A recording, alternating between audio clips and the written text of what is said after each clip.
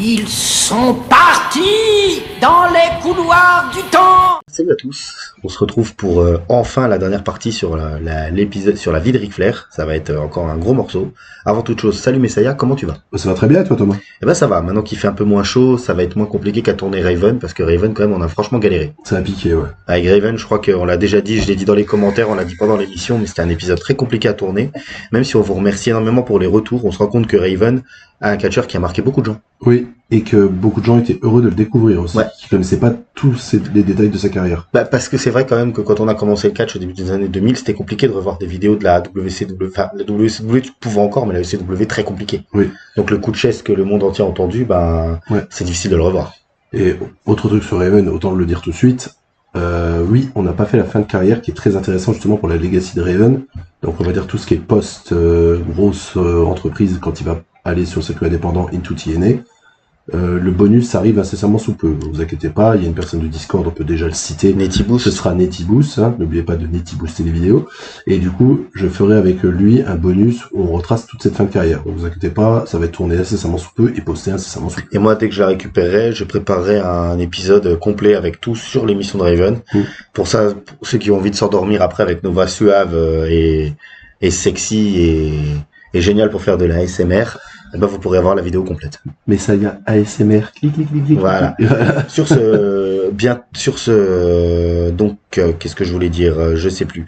Oui, tes lives, tu vas continuer la review, merci pour la review. Voilà, j'ai retrouvé mes mots. La review, merci pour la review de Clash in Italy, pardon, qui a bien fonctionné et qui vous a bien plu. Ton Negri Time était particulièrement goldé, ouais. Même si ce qui est le plus revenu, c'est ta moustache. Ah oui, et là maintenant je porte la moustache. Donc, voilà, ça a été un gros débat durant le live. D'ailleurs, il m'a dit si Brock Lesnar à SummerSlam rebat au Bafemi, il se laisse que 2 doigts de moustache, il m'a dit. Non. Il s'engage à faire le live avec 2 doigts de moustache. Non. Et il ne reste sur le côté en s'appelant Triple H. Donc du coup, c'est tout. Et puis là, tes lives, tu continues le mardi. Pour les lives review de show, comme bientôt il y a la AEW, c'est ça le prochain show que vous allez reviewer? J'ai même pas regardé. Faut regarder. Ça continuera à être tout de suite disponible en review, tout de suite après le live. Pour le live normaux que tu vas faire avec un petit peu de gaming dedans, je les rediffuserai le jeudi soir, histoire de laisser un petit peu le temps à la vidéo de vivre. Voilà. Oui, exactement. C'est tout. Sinon, n'hésitez pas à commenter, à mettre un j'aime. N'oubliez pas la cloche. Voilà. Et on compte sur vous pour continuer à faire vivre la chaîne parce qu'on a besoin de vos soutiens. On est au moment où on tourne cette émission à 699 abonnés. On aimerait bien passer la barre des 700 qui sera nouvelle petite étape vers les 1000. On compte sur vous les amis, on en a besoin. Et on fera peut-être un live en fonction de notre planning. Si on passe les 700 abonnés, il y aura un live. On va essayer. Ça faisait longtemps qu'on n'en a pas fait. Par contre, c'est pareil, je ne sais pas si pour l'émission, pour la semaine prochaine, on arrivera à diffuser quelque chose. Je sais pas, on se mettra en off d'accord tous les deux. Oui, surtout que en fait, j'ai pas mal de bonus solo prévus pour ou les membres de la chaîne ou en public pour tout le monde. J'en parlerai avec Thomas. Si vraiment on a des semaines où on ne peut pas tourner en fonction de nos plannings, en fonction de la vie de famille de Thomas, qui des fois c'est compliqué. Pour le coup, c'est moi qui ai un petit peu plus de mal en ce moment. Voilà, donc j'essaierai de vous mettre quand même des vidéos le lundi, bonus en fait. Ouais. Où je serai solo en fait. Exactement. Et puis sinon, voilà, l'avancée continue. J'ai remis en place toutes les playlists de la chaîne. J'ai tout refait bien. Vous avez aussi toutes les miniatures qui continuent. Là, je suis au milieu de la saison 5. C'est pas encore fait, mais elles sont déjà prêtes. Je suis pas encore diffusé. Voilà, on continue à gagner du temps, à avancer. On peut le dire aux gens, ceux qui veulent rattraper mes lives classiques d'actualité où je fais un peu de gaming, resteront une semaine en rediffusion dans le fil d'actualité et ensuite repasseront en répertorié. Je pense que ce que je vais faire, c'est que tant que tu n'as pas fini le jeu, je vais les laisser tant que le jeu n'est pas fini, je les laisse. Et après, une fois que le jeu est fini, ils sont en non répertorié. Sur le Discord, il va y avoir un salon non répertorié. Vous pourrez récupérer toutes les vidéos, aller voir toutes les vidéos. Parce qu'elles ne sont pas supprimées, elles sont juste en non répertorié. C'est pour que ce soit plus clair pour les nouveaux arrivants. Et pour les nouveaux arrivants et pour l'algorithme qui comprennent ce qui se passe sur la chaîne. Voilà, c'est ça. Par exemple, quand tu changes les miniatures, tu reprends un nouveau coup de boost sur certaines vidéos, par exemple, tu vois. Oui, et on le rappelle. On aime bien faire des longues intros. Moi, j'aime bien.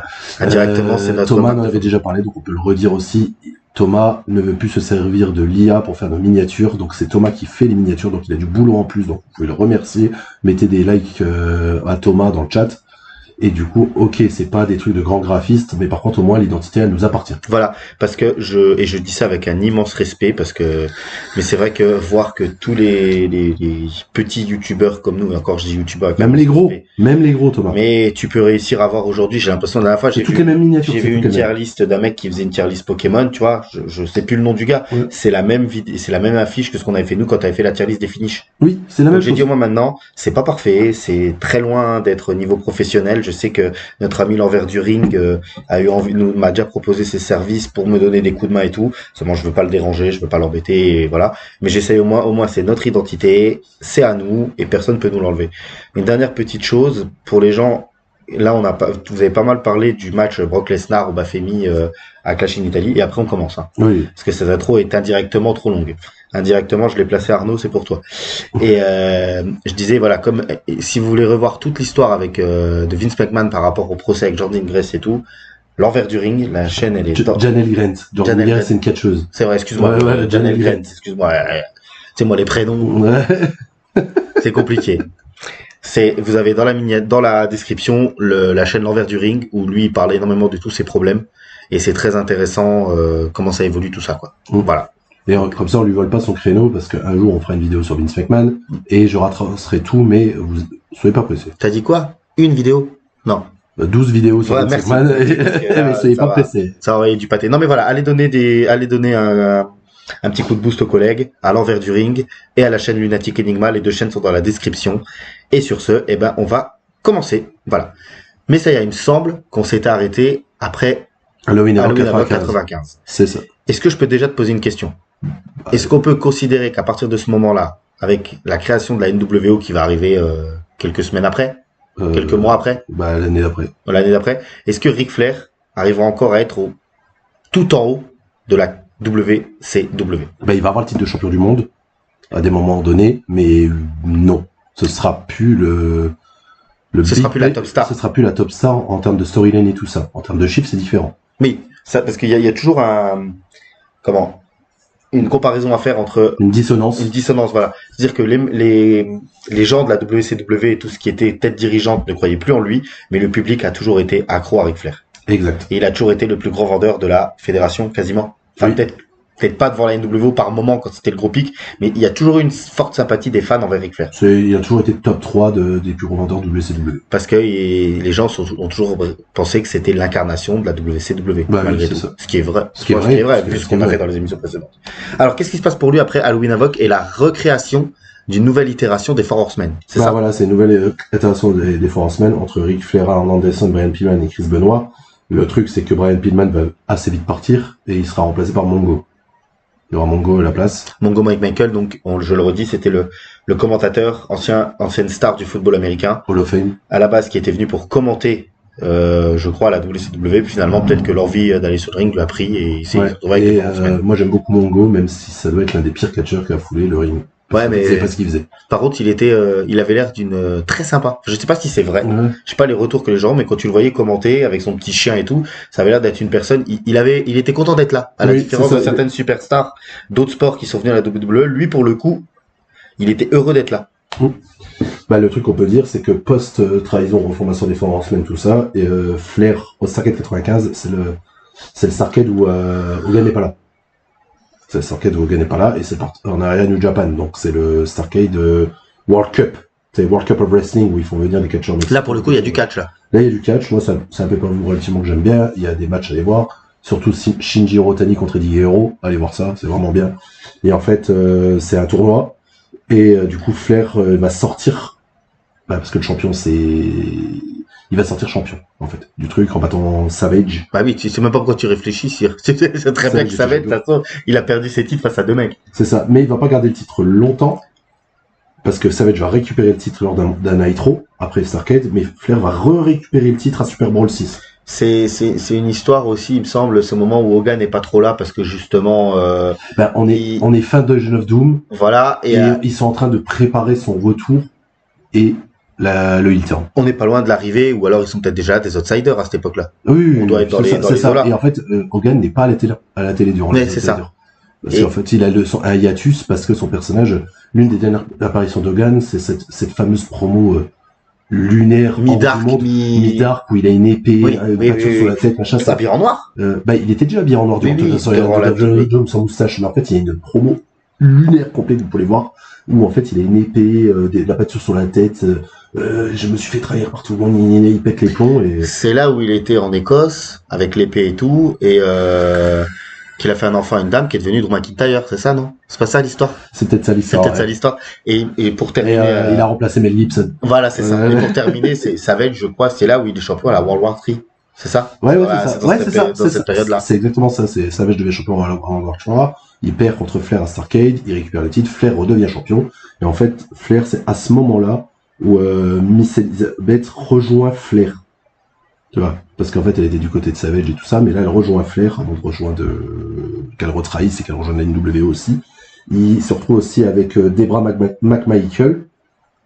Voilà, donc du coup, en fait, là, c'est Flair, je crois que j'en avais déjà parlé dans la vidéo précédente, il est, en fait, il est accompagné de Gonzès, en fait. Il vient, il est champion, il est Oui, accompagné mais de il y a Gonzès. toujours les Four Horsemen pour l'aider dans les parages, quand même. Voilà. Ils sont toujours là, les Four Horsemen. Ouais, ils sont toujours là, mais ils sont un peu plus dans leur, on va dire, dans leur storyline d'à côté, en fait. D'accord, Ouais, ouais. genre Benoît, il est plus dans son programme. Dans ces matchs, Là, Benoît, il est en storyline contre Kevin Sullivan. Kevin Sullivan. Voilà, donc du coup, il est un peu plus à part, tu vois. Et en fait, Flair, ça va lui permettre de dropper le titre à quelqu'un qui y croit, hein, même si ça a été utilisé bizarrement au début. Moi, je vous conseille d'aller voir ce match parce que je l'aime beaucoup. Et en fait, il va perdre 3 mois plus tard face à The Giant. Il va perdre son titre face au Giant. Face au Big Show, oui, parce que le Big Show, on y croyait. Mm. Après, c'était aussi parce qu'il y avait parce que le Big Show était là, on a déjà expliqué pourquoi il était là. Mm. Mais parce que Hogan voulait à un moment affronter un géant comme quand il avait affronté André. C'est vrai que le Big Show, tu comprends pourquoi la WWE qui voulait capitaliser sur lui quand tu le voyais à l'époque là. On est Mais quoi, surtout- 96? Ouais, 95-96. C'est impressionnant, Il a 23 ans, il fait 2 mètres, il bouge comme jamais. Je le redis à chaque fois qu'on parlera de Paul White, le géant, le Big Show. Pour moi, c'est le plus grand gâchis de l'histoire du catch parce que c'était, je pense, le mec avec qui on pouvait faire le plus de pognon pendant 20 ans. Facilement. Sans avoir besoin de le mettre au sommet avec des titres. Bah C'est ce oui, que je veux dire, oui, exactement. il aurait pu devenir la nouvelle attraction. Donc, Ouais, ça aurait pu être un Danhausen alors Danhausen. je vais m'en aller. Allez, salut à tous, bonne journée. Merci d'avoir écouté cette émission. Mettez à j'aime, un commentaire. Il y a un délire aussi dans la feud avec Savage où, comme ça s'appelle, ils rejoignent les Forcemen font alliance avec le Dungeon of Doom, mais ça fonctionne pas, ils s'entendent pas, ça part en couille. Il y a aussi Lex Luger qui va les quitter. Bref, c'est Et parce qu'il faut bien se dire que le Dungeon of Doom continue à exister malgré la défaite face à Hogan, malgré la fin de la rivalité avec Hogan. Sauf que c'est vraiment plus du tout un truc d'élite, quoi. Voilà, Hogan il va continuer un peu la feud avant justement de faire sa promo et de se casser. C'est toujours lié au Dungeon of Doom, mais en fait ça fonctionne pas. Et là, c'est là où Bischoff se dit, faut que je fasse un truc de huge. Et c'est là où il arrive à recruter Ole Nash. Ouais. Et donc du coup, c'est là où il va complètement réinventer, repartir sur du plus serious business et plus réel, et d'arrêter les gimmicks de con. Et parce c'est ce que tu expliquais aussi, il avait vu, c'est ce qui s'était passé au Japon. C'est ça. Cet angle d'invasion. C'est ce qu'ils avaient déjà existé, Oui, il bien s'est sûr, bien sûr. inspiré de ça au Japon. Bah, je le rappelle pour les fans, c'est Bischoff, il s'est inspiré de l'invasion de l'UWF, donc c'était une fédération de shoot wrestlers en fait, c'était des dissidents de la New Japan qui ont quitté la New Japan pour créer la UWF, qui est une fédération de shoot wrestling, sauf qu'en fait, en termes de pognon, ça n'a pas facilement marché. Inoki les a rappelés parce qu'en fait, c'est des mecs qu'il aimait bien. Mais Et il en les a fait, laissés estampiller UWF. UWF pour faire une invasion. C'est pas bête. C'est génial. C'est génial. C'est génial, c'est génial. Surtout C'est qu'en génial. fait, en termes des stars qu'il avait de l'époque au niveau du catch, et ces mecs-là, dans leur catch plus combat, ça faisait Oui, et ça faisait une rivalité intéressante. puis là, c'est facile. Tu sais qui sont les gentils, qui sont les méchants. Entre guillemets, pour les gens qui regardent le catch, qui n'ont pas envie de se prendre la tête, ceux qui cherchent pas encore les nuances de gris, pour paraphraser quelqu'un, au moins là, tu sais qui est le gentil, qui est le méchant direct. C'est ça. Et du coup, comme il va y avoir la NWO qui va se former et tout ça, Flair, en fait, il va devoir tourner face. Il n'a pas le choix. En fait, c'est parce qu'en fait, tous les anciens gars qui ne rejoignent pas la NWO, top star, bah, en fait, ils sont face à la NWO, donc ils deviennent face. Tu vois, c'est des turn face limite obligatoires. Oui, t'es obligé. Bah, c'est comme quand il y a eu comme quand on parle du segment de l'invasion en 2001. Tous les mecs qui étaient heel avec la WWE, comme il fallait être face pour affronter L'invasion. les mecs qui t'envahissent, ils sont tous passés face organiquement, quoi. Ouais, c'est ça. Pas organiquement. On a tous trouvé un moyen de les passer face, oui, organiquement. Obligatoirement. C'est plus obligatoirement. tu Ouais, vois. obligatoirement. Ouais. Et du coup, en fait, il va se servir de faire valoir durant toute l'année face à la NWO. J'ai quand même une question à te poser. Oui. Est-ce qu'on sait, toi, parce que c'est compliqué, il faut retrouver des trucs, mais est-ce qu'on sait pourquoi Flair n'était pas justement dans le match à Bash at the Beach? Parce que ça aurait été quand même Il un me sacré symbole. Ouais, mais je crois qu'il tourne autour de la ceinture de Giant. Il est dans la scène de main event. Ouais, ok. Donc du coup c'est pour ça. En fait, Ok. il est dans la storyline pour continuer de crédibiliser le.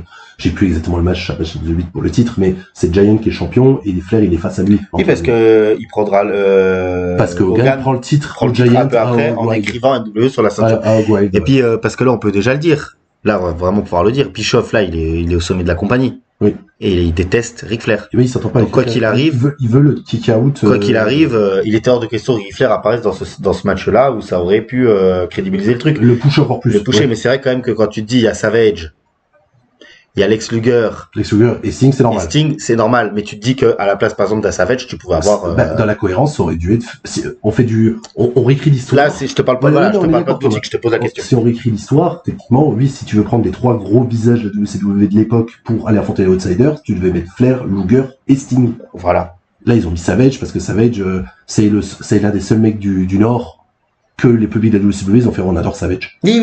On adore Savage. C'est pas Hogan. Voilà. Et puis parce que Hogan voulait aussi porter sa prise la plus légendaire sur Savage qui reste couché pendant Pour sa servir. 18 heures. Ouais. Il est encore couché là, ce qui paraît, Savage. Autant que le Giant avec le coup de Ouais, ceinture. voilà. C'est le coup de ceinture sur le Giant, il me semble que c'est. Il reste 12 minutes au sol. Voilà, c'est ça. Ouais. C'est l'aftermatch le plus long et il prend un coup Non de mais ceinture, c'est il sort plus intéressant jamais. parce que tu vois, c'est vrai que quand tu regardes le show, tu dis ouais c'est génial Savage, mais quand tu réfléchis, tu dis mais pourquoi il n'y a pas Flair? Oui, mais si tu dis qu'après il a le match face à Giant.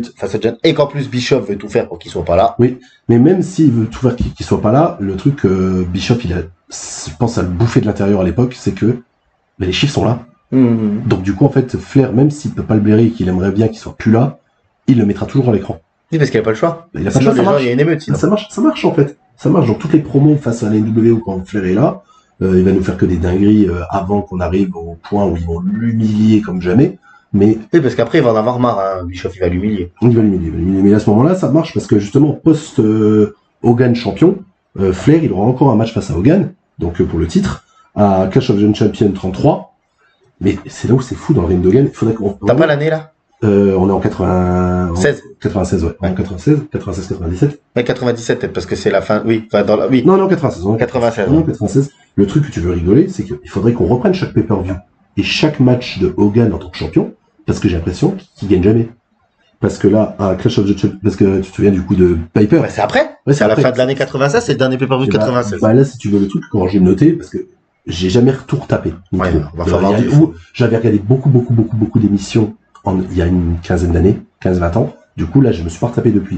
Là, il faudrait vraiment que je regarde le règne d'Hogan en tant qu'NWO la première année, parce que, en fait, c'est vraiment il lâche, parce que, donc à Clash of the Champions 33, il gagne, Excusez-moi. Flair gagne par DQ. Donc en fait, Hogan reste champion, il le bat pas. Ouais. Donc c'est ça qui est fou en fait. La première année où Hogan aurait dû être dominant et gagner ses matchs, il les gagne pas en fait. Bah parce que à Clash. Ok, les heals, mais oui. gagner les matchs À Starrcade, il perd par soumission face à Roddy Piper, sans le titre en jeu. mais c'est un truc de fou. Mhm. Et je sais que le seul truc que j'avais entendu de cette période-là, alors je sais pas si c'est un petit peu avant ou un petit peu après, où Hogan perd face à Lex Luger dans un show télévisé, c'est peut-être parce que c'était la 100e de Nitro, c'était pour faire un clin d'œil. Ça, c'est encore compréhensible. C'est Ça, je place d'un autre côté. Qui perd le titre, c'est parce que, comme tu dis, c'est Voilà, parfait. ça, je peux le comprendre. Mais que dans toutes les storylines avant, c'est ok, il est heal et que du coup rien n'est clean, mais gagne les matchs quand même. Ah oui, surtout que t'as les aides, surtout que t'as les mecs qui peuvent venir t'aider quand même. Bah oui. Surtout qu'il avait des billets à chaque fois dans son coin de toute façon. Donc, Voilà, non mais à un moment, non mais ça c'est vrai que c'est lunaire. on a l'impression que c'est un, pour faire un parallèle WWE actuel, pas actuel, mais période NT1, et surtout après, c'est le règne de The Miz en fait. Ou le règne de Jack Swagger, le règne des jeunes quand on leur donne le titre, mais qu'on veut pas qu'ils battent les stars. Oui, ben là c'est pas, sauf que c'est Hogan. Sauf que là, Et c'est tu sais Hogan, pas pourquoi c'est il bat- avant ouais, ça. tu sais pas pourquoi il En gagne. fait, si Hogan faisait 2 prises dans le match que de la triche, mais qu'il fasse tomber, c'est cohérent. Ça aurait été Roman Reigns Bloodline en fait. Ouais. Donc là, ça me dérange pas. Mais là, de le voir que hyper par DQ, hyper contre Piper, il comprend pas trop en fait. Non, c'est vrai que c'est bizarre. Il est bizarre ce booking. Ouais, Il est bizarre. ouais, Surtout qu'on est au moment où la NWO elle va commencer son immense popularité quoi. Parce que elle commence mi-96 à peu près, hein, c'est ça. en août ou en juillet. Et la hype se termine à Circuit 97. Voilà. Donc 1 an et demi. voilà, et elle explose pendant cette année 97, elle éclate. Ouais, elle éclate. Et après, quand il dit la hype, comme Messiah parle de la hype, elle continue à exister jusqu'en 2000. Oui, mais Donc, mais la vraie hype, la vraie grosse non, hype. non, bah, elle continue d'être utilisée, mais la hype est morte. Oui, voilà, la vraie grosse hype, c'est juste que Parce que 97. je pense que les chiffres marchaient bien jusqu'au Fingerpunk of Doom, mais le Wolfpack a marché, mais c'est pas pareil. Puis je vais réutiliser les paroles de nos maîtres, parce qu'il y a quelqu'un qui nous avait dit en commentaire, est-ce que ça vous dérange qu'on vous... Je l'ai lu. Voilà, non, pas du tout, on respecte énormément leur travail, et c'est grâce à eux si aujourd'hui on a repris un petit peu leur créneau. Tu vas pas expliquer pourquoi, là, j'ai expliqué, tu l'expliqueras en live si tu veux le réexpliquer pour les nouveaux abonnés, à l'époque là. Mais c'est surtout que quand il se passe quelque chose dans le monde du catch, c'est pas tout de suite que t'as les retours. Non. Donc quand la NWO est créée à Bashal Bashal Beach. Beach, ça explose vraiment en 97. Ça Oui. prend 6 mois. Donc c'est pareil. Là, il a pu perdre des matchs face à Flair, face à machin, parce qu'ils se disent, ouais, de toute façon, c'était pas encore la grosse hype ou le truc de fou. Après, par contre, ça explose. Mais souvent, il faut un peu de temps pour qu'une décision de booking Oui. se voit dans l'argent. C'est pour ça que... Je sais pas si c'est clair. Ouais, c'est extrêmement clair. Après, on repasse sur Ric Flair. J'ai un dernier point là-dessus, je le répète assez souvent en live. Tout est une question de temps dans le catch, mais il y a des fois, il faut savoir battre le fer quand il est chaud. Ouais. Et c'est le truc que le WWE actuel ne sait pas faire, c'est ou ils outshot trop vite, et en fait ça foire, ou ils veulent prendre leur temps, et le problème c'est que ça amène un foirage. Ouais, c'est parce qu'après, t'as plus la hype. Voilà. C'est compliqué de gérer la hype des trucs. On les bâche beaucoup, mais il y a des fois c'est compliqué à gérer. Ouais. Et le truc c'est que des fois, c'est des humains les catcheurs. Hein. Donc c'est que des fois si tu capitalises pas, il peut y avoir blessure, ça retarde le programme, ça pèse la hype, et après Puis ça... il y a tout ce qui est aussi psychologique, où le mec, on a marre d'attendre, ça va pas dans sa tête, il a un petit problème à ce moment-là, ça va pas, et il est vraiment bien dans le ring, ou c'est pas ce que les fans attendaient, ou tout simplement il y a un nouveau mec qui vient d'arriver, la hype elle est pour lui, et c'est compliqué parce que finalement, et après on reprend, regarde, tu pourrais penser que la hype de Braun Breaker, est-ce qu'elle a pas un petit peu baissé parce qu'il y a eu la hype de Bafemi? Tu sais, à un moment, tout Oui, le monde bien sûr, peut pas, bien sûr. tu vois, tu peux pas avoir Et les tout le blessures, monde, les blessures de The Strabisme, CF Jojo, ouais. de The Vision, avec toutes les blessures qu'il y a Bien eu, sûr, qui a non, fait mais- que le programme a été foutu en l'air, et que, comme tu dis, il y a Obafemi qui arrive, mais sauf qu'Obafemi, au lieu de directement lancer ou de donner des vraies storylines, il l'enterre à affronter des jobbers pour reprendre son programme face à Brock Lesnar, et du coup, la hype, Non, voilà. elle est On compliquée. n'est pas là pour faire de l'actu, mais ça y est, elle le fera très bien dans le live demain soir. Donc du coup, Flair, il est important en septembre 96 parce qu'en fait, il va faire... Flair et Anderson, ils vont devoir faire allier à leurs ennemis de toujours, qui sont Sting et Lex Luger, pour affronter la NWO dans le fameux Wargame, où en fait, il y a le faux Sting, et que Sting, en fait, dégage. En fait, parce que personne ne croit en Sting. Ça, c'est le début de la création. De Sting the Crow. Et qu'en fait, Sting arrive à la fin du Wargame, il démonte tout le monde, il regarde Luger, Flair et Arn Anderson, il dit « je me casse », il fait sa fameuse promo derrière, et en fait, il les laisse perdre dans le Wargame. Allez voir ce Wargame. C'est la fameuse promo où il est dos à la hard camera. Exactement. C'est très intéressant cette promo, les gars, allez voir ça. Mais vous voyez, quand par rapport à quand Messiah parlait sa perte de titre face au Giant, il y a quasiment plusieurs mois où en fait il y a plus rien de pertinent pour Ric Flair parce qu'avec la NWO, c'est compliqué. C'est ça. Il y a un truc qui va se passer, c'est que en octobre 96, il y a Jeff Jarrett qui signe WCW. Et en fait, dans les storylines et tout, il veut être Four Horsemen parce que ça a toujours été un peu un clone de Flair quand il était dans sa tenue d'avant et tout à la WWF. Tu sais, quand il était en Countryman, il faisait les positions de Ric Flair. Question très con, in-ringement parlant, Jeff Jarrett, c'est bien ou c'est pas bien? C'est bien, Jeff Jarrett. Voilà. Donc tu l'aurais vu, il aurait pu être dans les Four Horsemen? En vrai, ouais. Ok, voilà. En vrai, moi, ça m'aurait pas gêné. Après, dans sa personnalité, ça aurait beaucoup fait gueuler tout le monde. À tel point que dans la storyline, justement, aucun ne veut que Jarrett rentre. Parce qu'il a pas la personnalité bling bling ou la personnalité travailleur, c'était quoi? C'était plus la personnalité travailleur. Ok. Dans l'idée des Four Horsemen. Parce que c'est vrai que sauf que Flair, lui, voulait, mais il le kick out du groupe, on va dire fin d'année 97. Ouais, très vite. Ouais, quand même, non. En fait, il tente de rejoindre en février et il le dégage en juillet. Ah oui, d'accord, ok. Voilà. Mais c'est pas important, on s'en fout. Non, c'était juste. Bon, voilà, il y a Flair qui va avoir de nouveau sa rivalité face à Piper, face à Six, il va avoir une rivalité face à un sous-main de la NWO. C'est ce qu'on disait tout à l'heure. Voilà, c'est ça. Il va de nouveau avoir une rivalité avec Kurt Hennig. Tu vois, en fait, on lui fait affronter que ses anciens adversaires ou des trucs en dehors de la NWO. Et en fait, ça va permettre à la gimmick que je dis à chaque fois dès qu'on parle de la NWO, où Kurt Hennig, c'est le roi Lot de Camelot. C'est qu'en fait, on trahit quand. Voilà, et ben c'est ça. Donc Flair, il va avoir une petite rivalité contre Kurt Hennig. Il va lui proposer une place dans les Four Horsemen qu'il va accepter avec grand joie pour finir par trahir le clan. Voilà. et baiser Flair. On trahit quand. On trahit quand. Du coup, en 97, il ne sert à rien. Si vous regardez bien. Il est là tout le temps. Ouais. Il fait des promos tout le temps. Les gens sont contents de le voir. Mais par contre, Eric Bischoff, je ne veux plus voir ce mec. Et ben, à tel point que c'est à ce moment-là, là on est hors storyline, quand en avril 98, on passe déjà en 98, il y a comment ça s'appelle, il y a le fameux procès parce que Flair n'a pas pu participer à un épisode de Thunder parce qu'il devait voir son fils regarder de la lutte. Oui, son fils faisait de la lutte. Ric Flair voulait aller le voir. Il avait dit à Bischoff, oui, je peux pas être là à cette date-là parce que voilà. Thunder en plus, c'est le show B. On est d'accord. C'est le show W même. Tu vois, il y a Raw, SmackDown, c'est show A, show B. Il y a Nitro et Thunder, t'as le show Triple A et t'as le show W. Voilà, Thunder, c'est de la merde. Hein. Ouais, voilà, ok. Je crois que, encore une fois, pour paraphraser nos maîtres, ils ont dit que la seule truc intéressant de Thunder, c'est qu'ils avaient annoncé le match face à Goldberg entre Goldberg et Hulk Hogan. C'est ce truc qui s'était passé de bien à Thunder. Ah oui, de bien, parce que l'autre truc important qui s'est passé à Thunder, c'est la prise de titre de David Arquette dans un match par équipe en faisant le tomber sur Eric Bischoff. Moi je parlais. Alors, par contre, oui, donc l'histoire, c'est qu'il devait aller voir son fils faire un show de catch ou un show de lutte. Il avait dit à Bischoff, je serai pas là. Bischoff avait dit oui, mais il l'avait pas écouté. Et en fait, c'est ça. Et donc du coup, en fait, Flair se prend grave la tête avec Bischoff parce que Bischoff il a porté plainte face. Alors, vas-y, respire. Voilà, Bischoff a porté plainte face à Flair pour non-respect du contrat. Alors que tout était fait, donc ils vont se prendre la tête gravissime en dehors où il va y avoir discussion d'avocats et machin, ce qui fait qu'en fait, on verra pas Flair de avril 98 jusqu'à septembre 98. 3 mois, 4 mois. Voilà, 4 mois de prise de tête, machin, sauf que Bischoff, au bout d'un moment, il faut bien qu'il range son frein et qu'il accepte, parce que Flair, c'est un draw, et qu'il l'a pris pour... Là, c'était lui le fautif, parce que Flair l'avait prévenu, et putain, t'es pas présent à Thunder. Je rappelle que, à l'époque, la WCW, surtout entre 98, 99, 2000, c'est qu'en fait, les mecs déplaçaient tout le roster à chaque épisode. Ouais. Sauf que t'avais une dizaine, 20 catcheurs qui apparaissaient à la télé, et t'en avais 200 derrière. Ouais. Ah ouais. Donc du coup, s'il y en a un qui est pas là, c'est pas dramatique, tu vois. Donc du coup, c'est vraiment un problème d'ego de Bischoff parce qu'il aimait pas Flair. Il lui faisait pas confiance. Il n'en voulait pas. Il n'en voulait pas. Je rappelle que les fesses d'Hogan sont meilleures. Oui, et puis il pensait qu'il était vieux, sauf que Hogan est déjà vieux aussi. Ouais. Après, si vous voulez vous donner une idée, les amis, vous tapez roster WCW 1998. J'ai plus le nom du site et vous allez voir tout le roster. Même si vous enlevez les catcheuses féminines. C'est interminable. C'est interminable.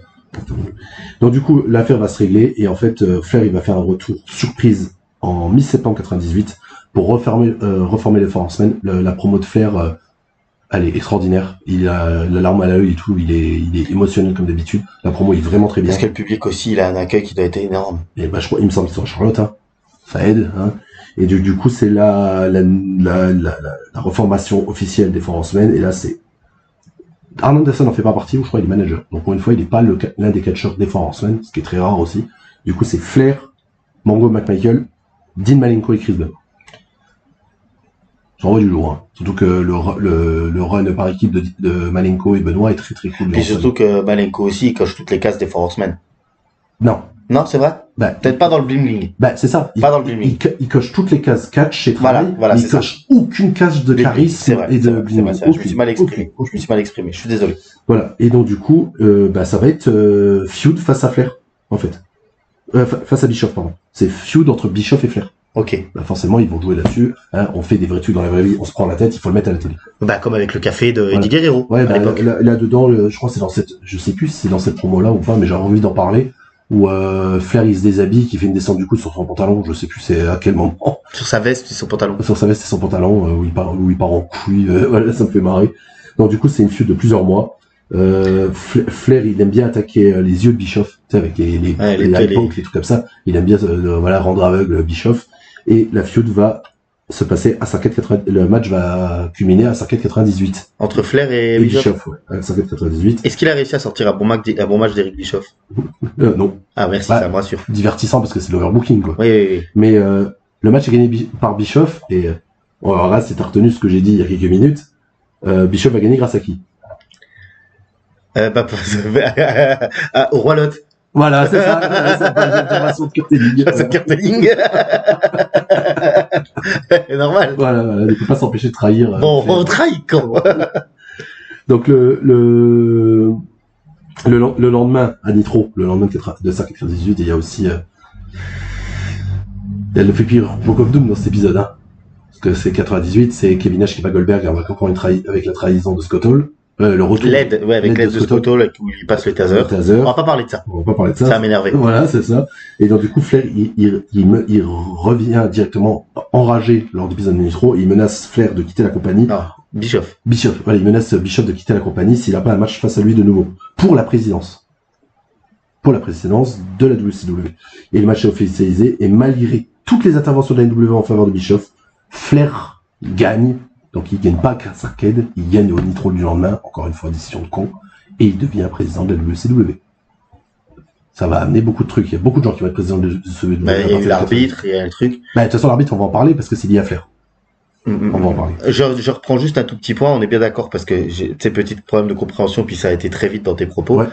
C'est Flair qui bat Bischoff à Starrcade grâce à une intervention de Kurt Hennig, c'est ça? C'est Bischoff, qui bat Flair grâce à une intervention de Kurt Hennig.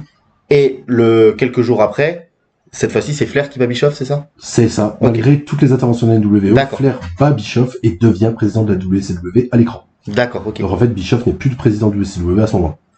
Parfait. Ce qui amène, comme Flair, il est président de la WCW, à continuer de reprendre la rivalité face à Hogan, qui est devenu champion après le Finger of Doom.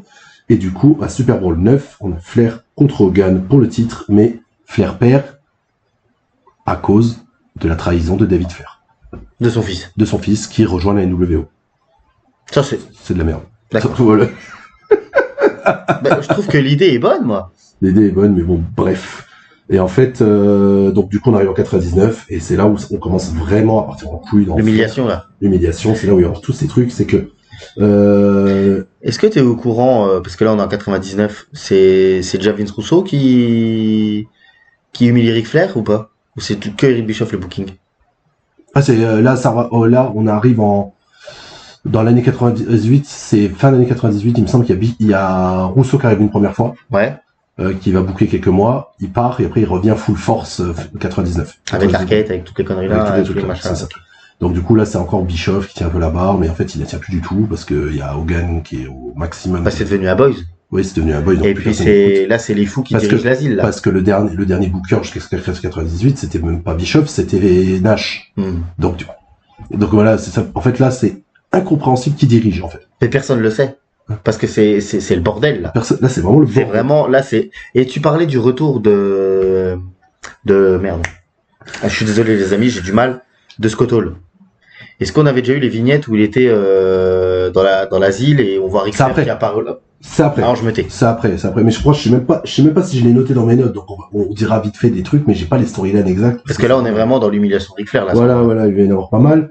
Donc du coup, là son fils, comme on a dit, il l'a trahi, mais Flair il va re-signer un match à Hanson Sword face à Hogan dans un First Blood Barbed Wire Steel Cage match. Vas-y, on met tout, café, couscous, voilà.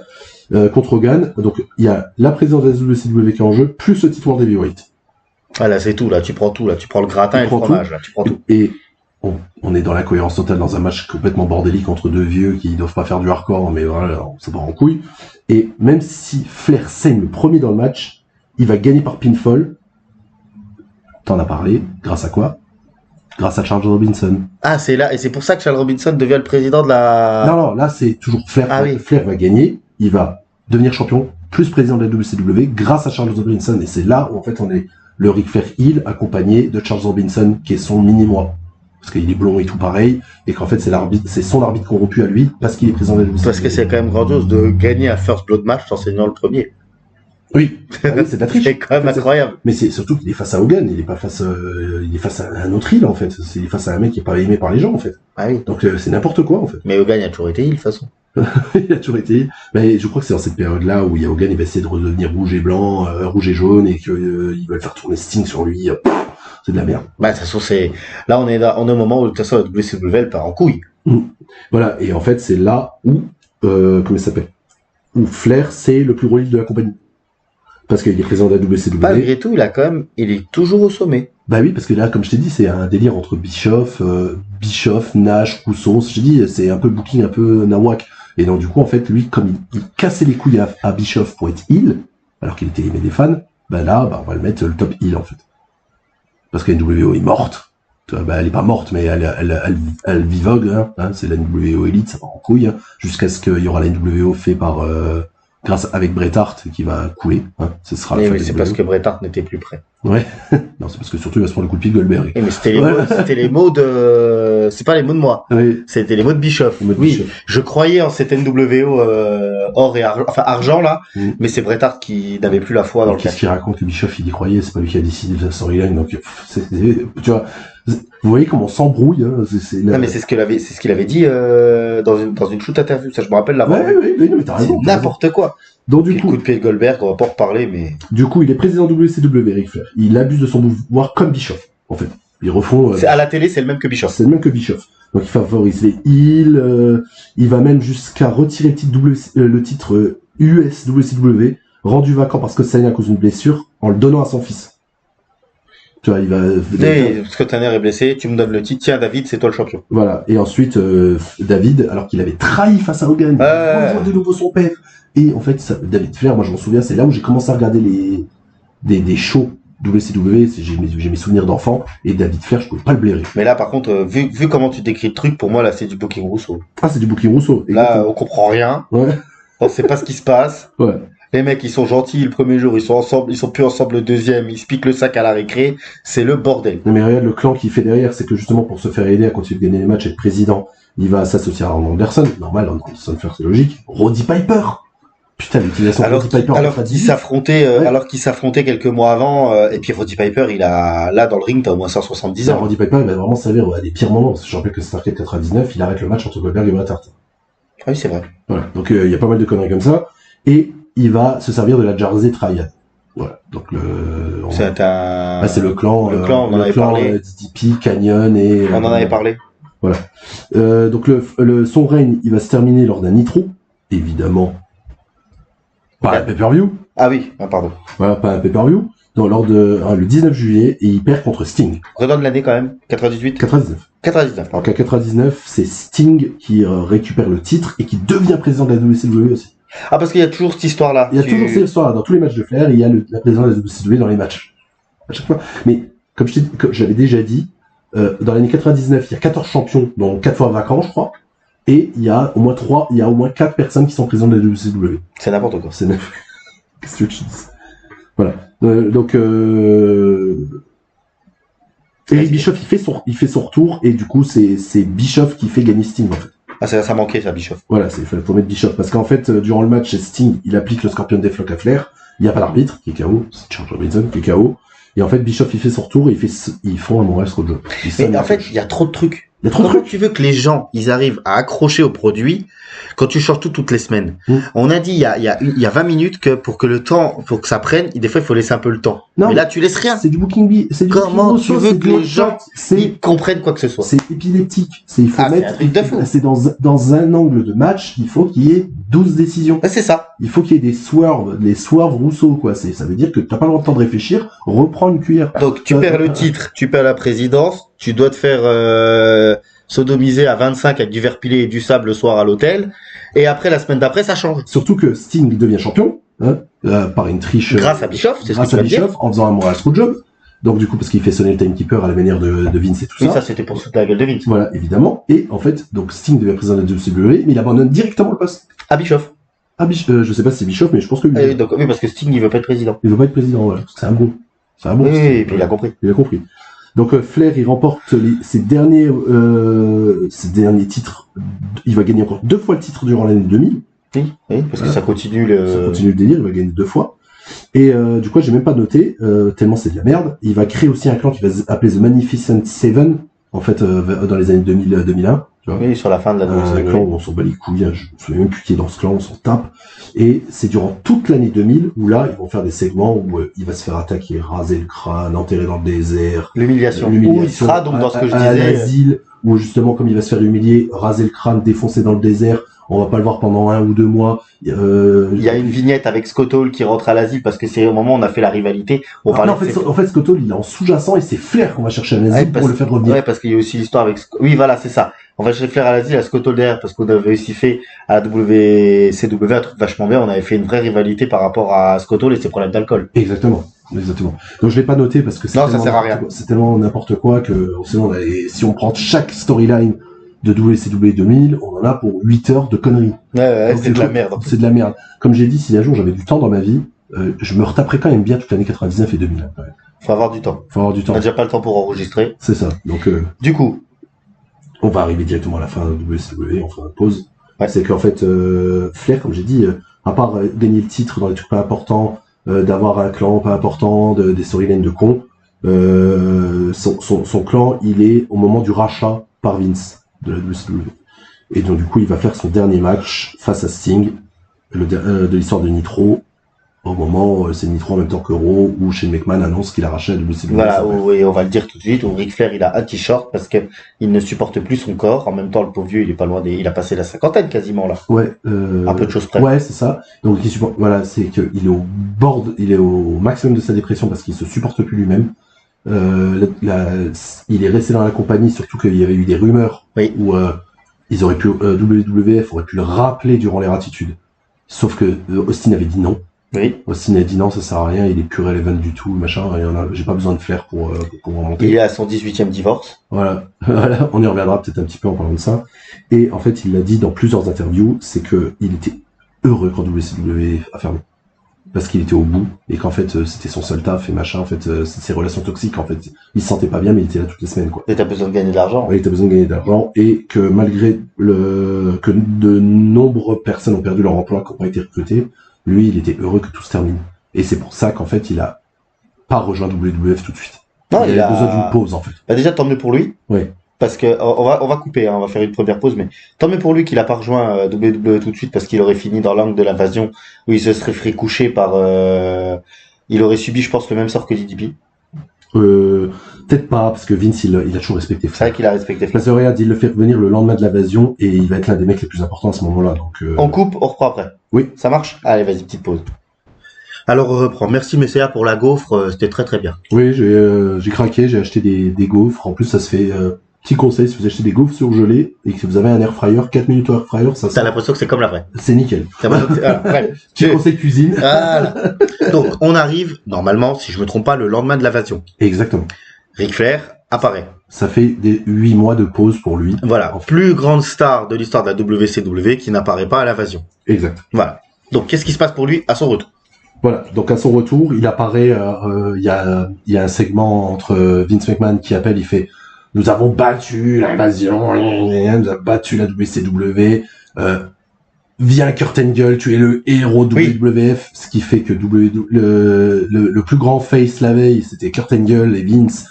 En un segment, c'est les plus gros heels de toute la Terre parce que les gens sont amnésiques et que Steve Austin qui était le traître, les gens applaudissent Steve Austin De comme toute façon, jamais. Steve Austin, Voilà. C'est un truc de fou. Et du coup, il fait une promo. Voilà, je suis l'entière propriétaire de WWF, WCW, CW. J'ai tout gagné. Gna.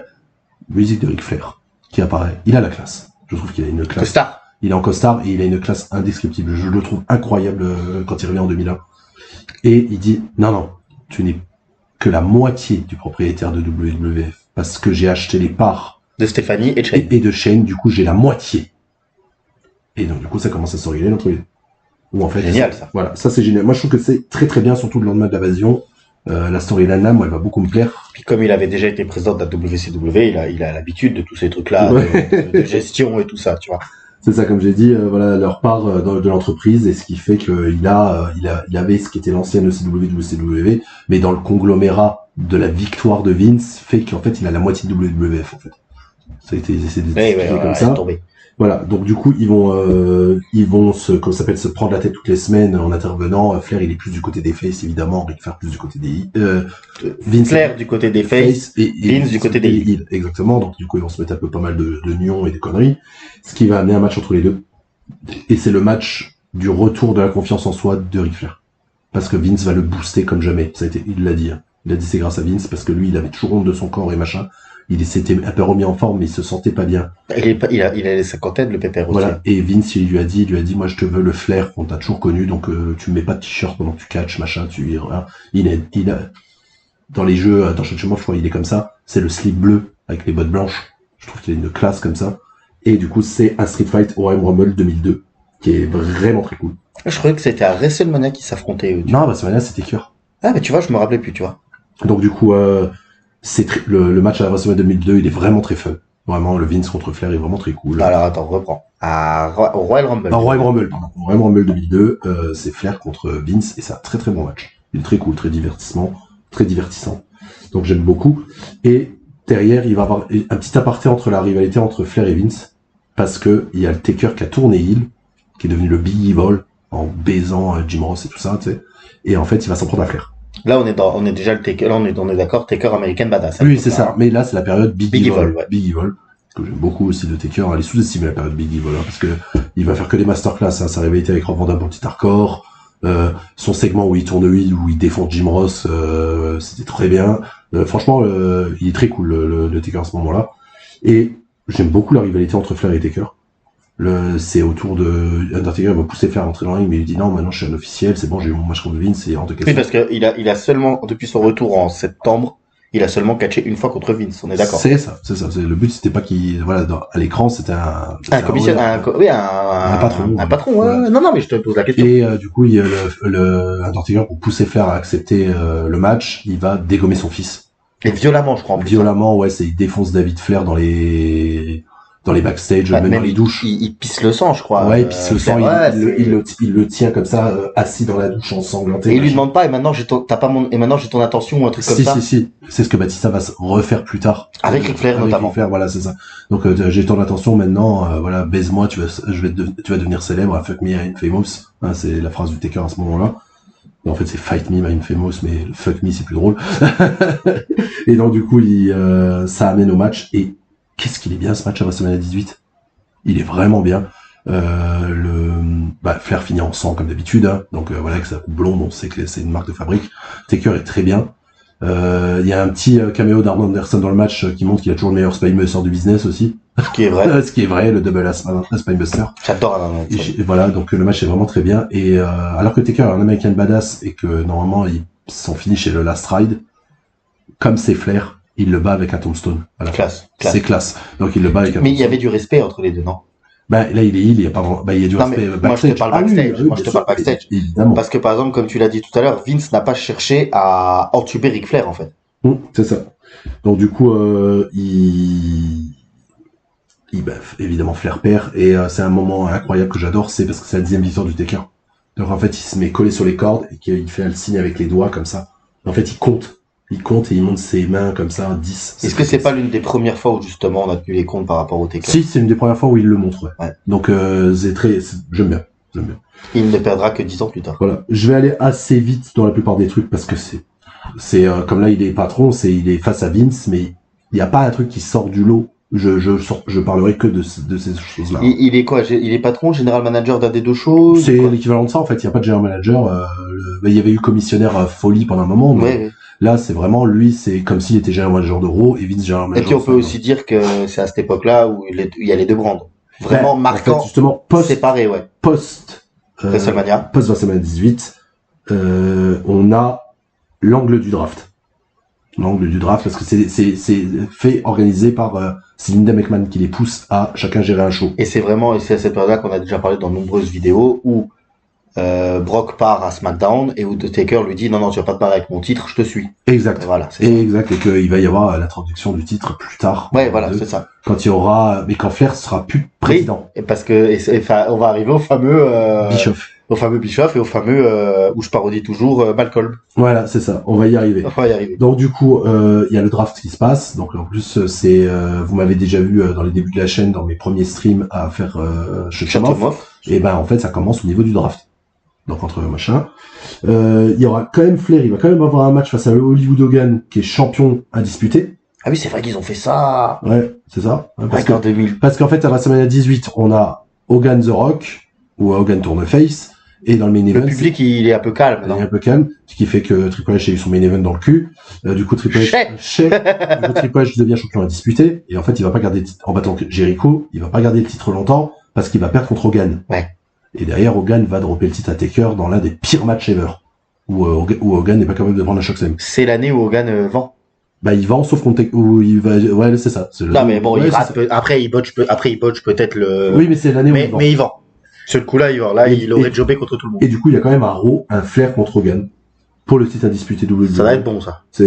Non. Oui, je sais. C'est un match sans disqualification et il gagne pas parce que c'est Steve Austin qui lui coûte le titre et il va avoir une petite rivalité contre Steve Austin. Et en même temps, il y aura le Big Show dedans. C'est vraiment c'est sous-main. Et là, par contre, c'est là où Austin, de toute façon, il commence à péter les plombs. Là, par contre, il redevient catcheur. Il redevient catcheur à ce moment-là un peu. Oui, c'est quand aussi il commence à péter un câble avec cette fameuse histoire avec Brock. Ouais, c'est ça. Donc du coup, à Judgment Day, il y a Flair et le Big Show dans un handicap match contre Austin. Austin va gagner, c'est Austin. Voilà, et plusieurs confrontations. Austin, c'est à ce moment-là, en juin, où il quitte la WWE.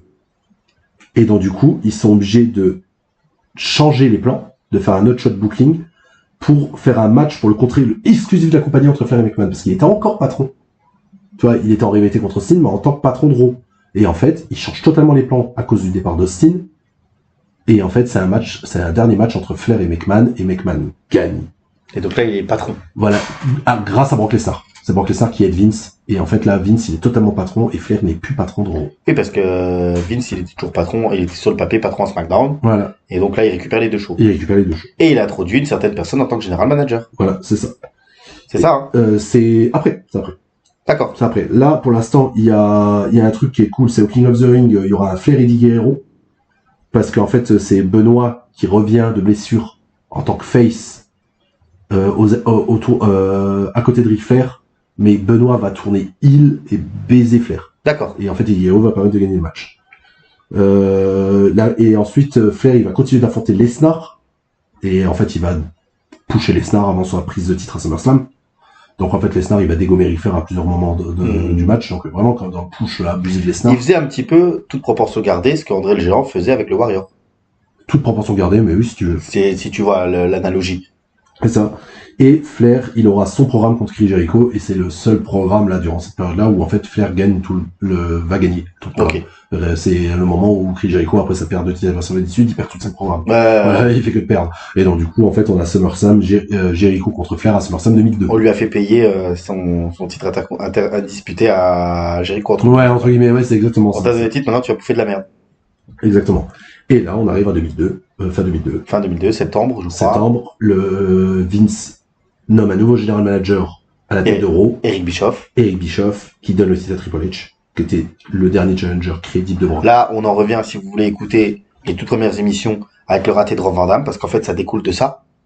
Ça découle de plein de choses. Exactement. On en a énormément parlé dans l'émission sur Triple H.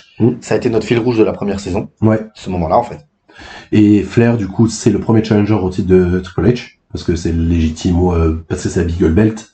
Donc il se dit, je suis légitime et tout ça. Triple H va gagner le titre, évidemment. Et en fait, dans le programme entre Triple H et Rob Van Dam, ça va arriver à Unforgiven 2002. Flair, il va faire un heel turn en aidant Triple H à battre Van Dam. En mettant un coup de sledgehammer à Rob Van Dam. Petit point backstage. Oui. Bischoff et Flair, ça s'est un petit peu calmé, leur rivalité. Bah, de toute façon, c'est des mecs que même s'ils peuvent pas se blairer, ils sont sous contrat par quelqu'un, donc ils font le taf. Mais il y a eu une interaction entre les deux. Parce qu'en fait, quand Bischoff a été signé par Vince McMahon, Flair l'a recroisé en backstage, il lui a dit, t'es pas le patron ici. Hein. Tu fais pas ce que tu faisais avant. Hein. Oui, parce qu'en fait, il faut bien remettre l'église au milieu du village. Lorsque Bischoff signe à la WWE, il n'est qu'un performeur. Exactement. Il n'a aucun contrôle créatif sur quoi que ce soit. Exact. On lui donne les scripts et il va faire le truc. Comme Ric Flair, finalement, à l'époque. Et ça prouve que Bischoff, malgré tout le tocard que c'est sur pas mal de points et trucs comme ça, c'est des mecs, Flair, c'est même les humiliations comme ça, c'est des business, c'est des très bons soldats, ça veut dire qu'ils vont faire ce qu'on leur demande. Petit point aussi, backstage que je continue, le respect pour Triple H envers Flair est réel. Oui. Quand Triple H dit, je l'ai retrouvé dans les backstage, il était pas bien, il était triste. Bah, c'est ce que je voulais raconter, ouais. Alors, vas-y. Donc, c'est qu'en fait, post toute cette storyline où Flair était quand même mis en avant parce qu'il était allié à Vince McMahon, et ben, en fait, après sa défaite, justement, dans son mini-programme face à Austin, into son programme de mid-card face à Jericho, il est plus du tout mis à la télé, limite. On le voit à peine. Il est pas relevant et en fait, il retombe un peu dans sa dépression. On sait pas quoi en faire. On sait pas quoi en faire et en fait, lui, ça l'attriste et donc du coup, il déprime. Et en fait, Triple H, qui est un des top players de la compagnie, il voit Ric Flair, malin, tu vas pouvoir sortir ta phrase après, et il se dit, attends, mais toute ma vie, je me suis pignolé sur les Four Horsemen. Peut-être le moment de récupérer Flair et de me le mettre à mes côtés, en fait. Ouais. Donc du coup, il va voir Ric Flair, il lui remonte le moral, il lui dit, vas-y, moi je te veux à côté de moi, j'en parlerai à Vince, parce que je suis un McMahon, donc Oui. il va m'écouter. Je sais pas s'il était déjà marié à l'époque, mais oui. Et voilà. Donc du coup, c'est là où ils décident que Flair il va être à l'écran à ses côtés. Et ça va donner un duo génial, hein, de toute façon. C'est le duo, on a déjà dit, et là on le dit en vrai, ça c'est pas une blague, c'est ce qu'on a toujours pensé toi et moi, que Ric Flair pendant les 4 ans qui suivent, hein, plus ou moins, parce que bon ils ont eu quelques matchs avec Triple H, mais il a toujours été plus ou moins dans son coin. Oui. T'es le meilleur Triple H, t'es le meilleur Triple H, t'es le meilleur Triple H, Triple H, t'es le meilleur. Voilà. C'est Ric Flair va devenir le suceur officiel de Triple H. Et je pense que Triple H y a cru. Il croyait. Ah oui. Quand il lui disait t'es le meilleur, t'es le meilleur, t'es Parce le que dans meilleur. sa tête, pour lui, Ric Flair c'est le meilleur. Voilà, donc quand Donc du coup, quand t'as le meilleur qui te dit que toi tu es le meilleur, bah tu penses que t'es le meilleur. tu penses que t'es le meilleur et ça lui a défoncé. C'est pour ça, bah, c'est le règne de la terreur. Bah t'es le meilleur, Triple H, t'es le meilleur. Donc pour ceux qui connaissent, c'est Malcolm. Pour ceux qui ont la ref avec Francis, t'es le meilleur, Francis. C'est son t'es le pote à meilleur. l'armée. Voilà, non, c'est son pote au téléphone. Il a un Ah pote oui, au au téléphone. téléphone. Je sais plus comment il s'appelle son pote. Où il a les cheveux longs, il est complètement con. C'est Reggie ou je sais plus quoi. Et en fait, ce pote-là, il a un pote qui il passe l'épisode à dire t'es le meilleur, Francis, t'es le meilleur. Tiens, je te le passe, t'es le meilleur, Francis. Bah là, c'est exactement ça. C'est la même T'es chose. le meilleur, t'es le meilleur. Par contre, quand même, c'est classe. C'est classe et ça va donner un truc masterclass. Peu importe le booking de Triple H du règne de la terreur, bah, c'est la création de l'évolution. Mais déjà, il y a un truc qui est exceptionnellement classe, c'est ce que Triple H a repris au Four Horsemen. Les costards. C'est ce que j'allais dire. Oh là là, l'image des mecs qui arrivent en costard pour te délivrer une promo avec la musique donnée par Motorhead, qui est quand même aussi cool, hein, la musique de C'est l'Évolution. un des meilleurs theme songs de tous les temps. Live in Sound, elle est Elle est exceptionnelle et les mecs, tu les vois arriver, t'es obligé de te dire Mama, c'est cool. Ouais, c'est cool. Mama, c'est classe. Donc du coup, ouais, donc dans le clan, donc comme on a dit, Ric Flair devient le manager de Triple H. Il va y avoir Batista, puis Randy Orton, même si ça va prendre du temps parce que les deux vont se blesser. Oui, et J'avais puis, déjà dit. bien sûr. On avait même pensé à un moment à, tu peux le dire, le nom du mec? Mark Jindrak. À Mark Jindrak. Et finalement, pour l'évolution et pour Ric Flair, on va envoyer Triple H, donc, vers le titre, toujours. Ben, on peut le dire tout de suite, c'est que c'est l'évolution, c'est Triple H, le présent, Ric Flair, le passé, Batista, le futur, Randy Orton, l'avenir. Voilà. Voilà, c'est comme ça que c'est fait le clan. Et j'allais dire, parce que là, on va pouvoir, parce que finalement, Ric Flair, il est dans ce clan. Bon, il y a rien d'exceptionnel. Bon, on va Il y a dire que c'est quelques deux, trois points. trucs Il y a quelques points. intéressants. Mais Triple H pour le titre mondial.